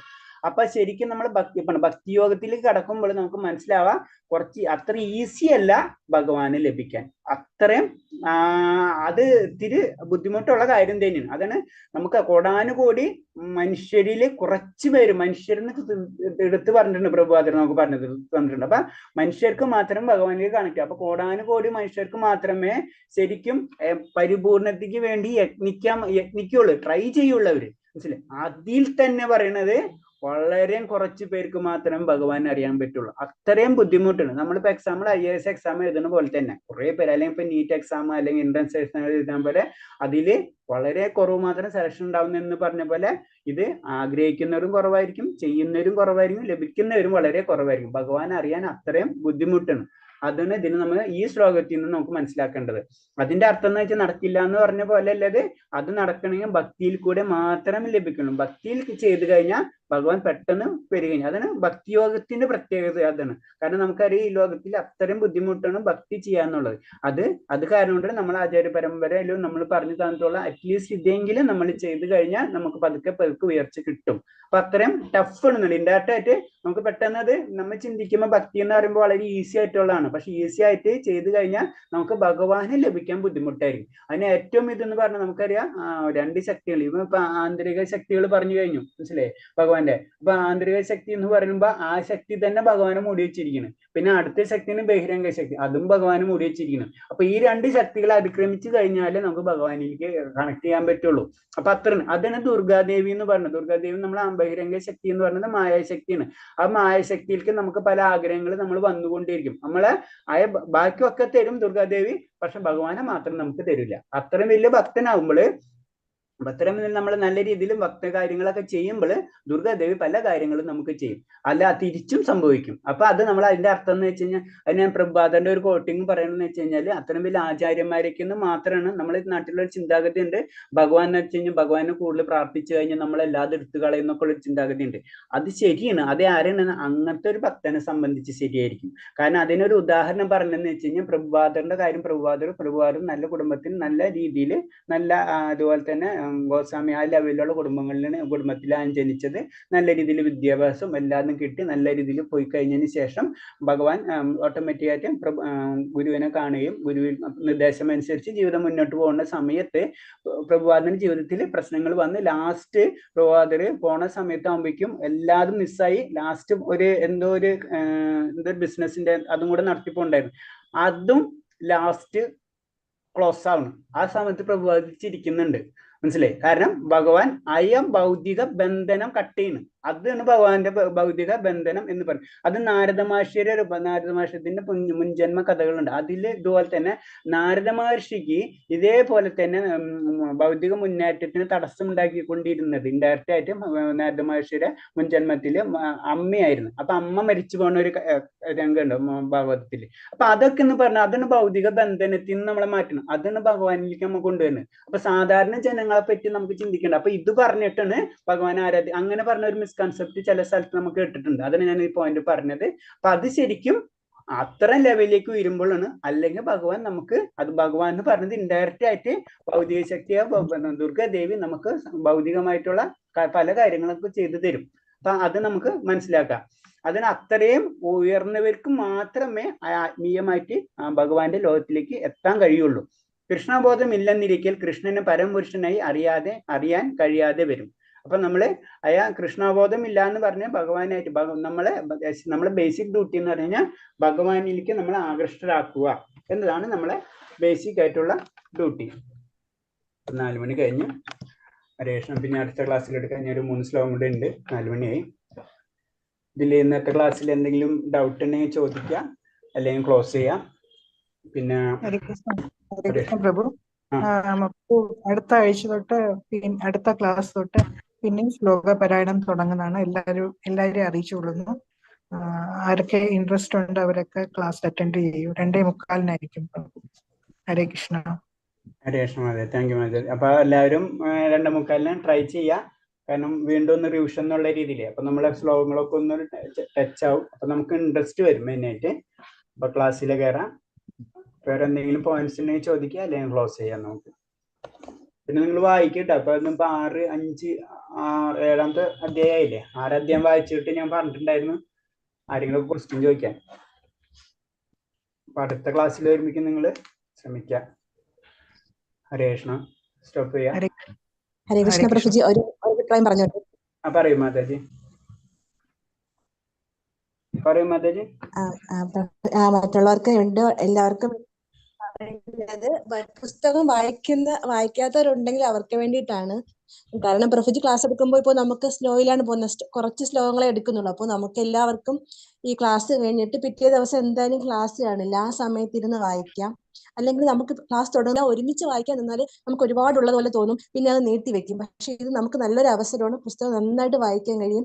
ഓരോ ദിവസവും പ്രഭുജി പഠിപ്പിക്കുന്ന അനുസരിച്ച് നമ്മൾ ആ ശ്ലോകങ്ങൾ വായിക്കുകയാണെങ്കിൽ നമുക്ക് പുസ്തകം ഈസി ആയിട്ട് തീർക്കാവുന്നതേ ഉള്ളൂ. എൻ്റെ ഒരു അനുഭവമാണ് പറയുന്നത്. മാതാജി, അപ്പൊ അങ്ങനെ അത് പ്രാക്ടിക്കലാക്കും. എനിക്ക് മനസ്സിലായില്ല അത് പറഞ്ഞത്. നിങ്ങൾ ക്ലിയർ ചെയ്തു മാതാജി? ഹരേ കൃഷ്ണ പ്രഭുജി. നമ്മളിപ്പോ പുസ്തകം വായിച്ചു തുടങ്ങാത്ത ആൾക്കാരുണ്ടെങ്കിലേ പ്രഭുജി, അപ്പോ പ്രഭുജി ക്ലാസ് എടുക്കുന്ന ദിവസ ശ്ലോകങ്ങൾ ഉണ്ടല്ലോ, ആ ശ്ലോകങ്ങളുടെ വിവർത്തനം നമുക്ക് പുസ്തകത്തിൽ നോക്കുമ്പോൾ നമുക്ക് ഒരുമിച്ചെല്ലാം നോക്കുമ്പോൾ ഒരുമിച്ച് പെട്ടെന്ന് വായിക്കാൻ കുറെ ഉണ്ടെങ്കിൽ വായിക്കാൻ ഒരു താല്പര്യ കുറവുണ്ടാവും, അല്ലെങ്കിൽ സമയമില്ല എന്ന് പറഞ്ഞ് മാറ്റി വെക്കാം. പക്ഷെ അന്നന്ന് എടുക്കുന്ന ഭാഗങ്ങൾ കുറച്ചല്ലേ കാണത്തുള്ളൂ. അപ്പോൾ നമുക്ക് ആ വിവർത്തനം എന്തായാലും വായിക്കാവുന്നതേ ഉണ്ടാവുള്ളൂ. 1/2 മണിക്കൂർ ഉണ്ടെങ്കിൽ വായിച്ച് തീർക്കാവുന്നതേ ഉള്ളൂ. ശരി മാതാജി, താങ്ക് യു മാതാജി. നല്ലൊരു അഭിപ്രായം. അതെ മാതാജി, അപ്പൊ ഞാനൊരു എൻ്റെ അഭിപ്രായം പറയാം. അപ്പൊ നിങ്ങളൊരു ചെറിയ ഒരു ഗ്രൂപ്പ് ഉണ്ടാക്കിയിട്ട് വാട്സപ്പിൽ എങ്ങനെ നിങ്ങളുടെ ഗ്രൂപ്പ് ഉണ്ടാക്കിയിട്ട് നിങ്ങളത് സ്റ്റഡി ഗ്രൂപ്പ് പോലെ അപ്പൊ ഇപ്പോഴത്തെ ഒരു ദിവസം ഗ്യാപ്പ് കിട്ടല്ലോ, 1/2 മണിക്കൂർ. ഇപ്പൊ വേണമെങ്കിൽ ഏത് ഇതിലൊക്കെ ചെയ്യാലോ, ഏതെങ്കിലും വാട്സപ്പ് ഗ്രൂപ്പിലോ അല്ലെങ്കിൽ ഗൂഗിൾ മീറ്റിലോ അപ്പൊ നിങ്ങൾക്ക് വേണമെങ്കിൽ ഒരു ഡിസ്കഷൻ പോലെ പോയിന്റ് ചെയ്തിട്ട് വായിക്കാനും കൂടെ ശ്രമിക്കുക. അത് എൻ്റെ ഒരു അഡീഷണൽ പോയിന്റ് ആണ്. അപ്പൊ എല്ലാവരും വായിക്കുക. അല്ലെങ്കിൽ ഇങ്ങോട്ടും കൂടെ ചെയ്ത് കഴിഞ്ഞാൽ നമ്മൾ കുറച്ചും കൂടെ ഒരു ആക്റ്റീവ് ആവും. എല്ലാവരും ഒന്നിച്ചപ്പോൾ ഒരു ഗ്രൂപ്പ് പോലെ ആവുകയും ചെയ്യും. നിങ്ങൾക്ക് വായിക്കാം. അത് ആരെങ്കിലും ഇനിഷ്യേറ്റീവ് എടുത്തു കഴിഞ്ഞാൽ ബെറ്റർ. അല്ലെങ്കിൽ എല്ലാവരും മാതാജി പറഞ്ഞ പോലെ വായിച്ചിരിക്കുക നമ്മൾ. ഓക്കെ, ഇനി എന്തെങ്കിലും പോയിന്റ്സ് ഉണ്ടോ? അല്ലെങ്കിൽ ക്ലോസ് ചെയ്യാം നമുക്ക്. നല്ല അഭിപ്രായം മാതാജി. ഹരേ കൃഷ്ണ. जगलपैरूपच कृपा सिंधुवच पतिनां पावनेभ्यो वैष्णवेभ्यो नमो आनंद कोटि वैष्णव भक्त कीजिए प्रभु आदि कीजिए गुरुदेव जी आनंद कोटि वैष्णव भक्त हरे कृष्ण हरे कृष्ण ശരി താങ്ക് യു प्रभु മാതാജി प्रणाम हरे कृष्ण പ്രണാമം ഹരേ കൃഷ്ണ പ്രണാമം മാതാജി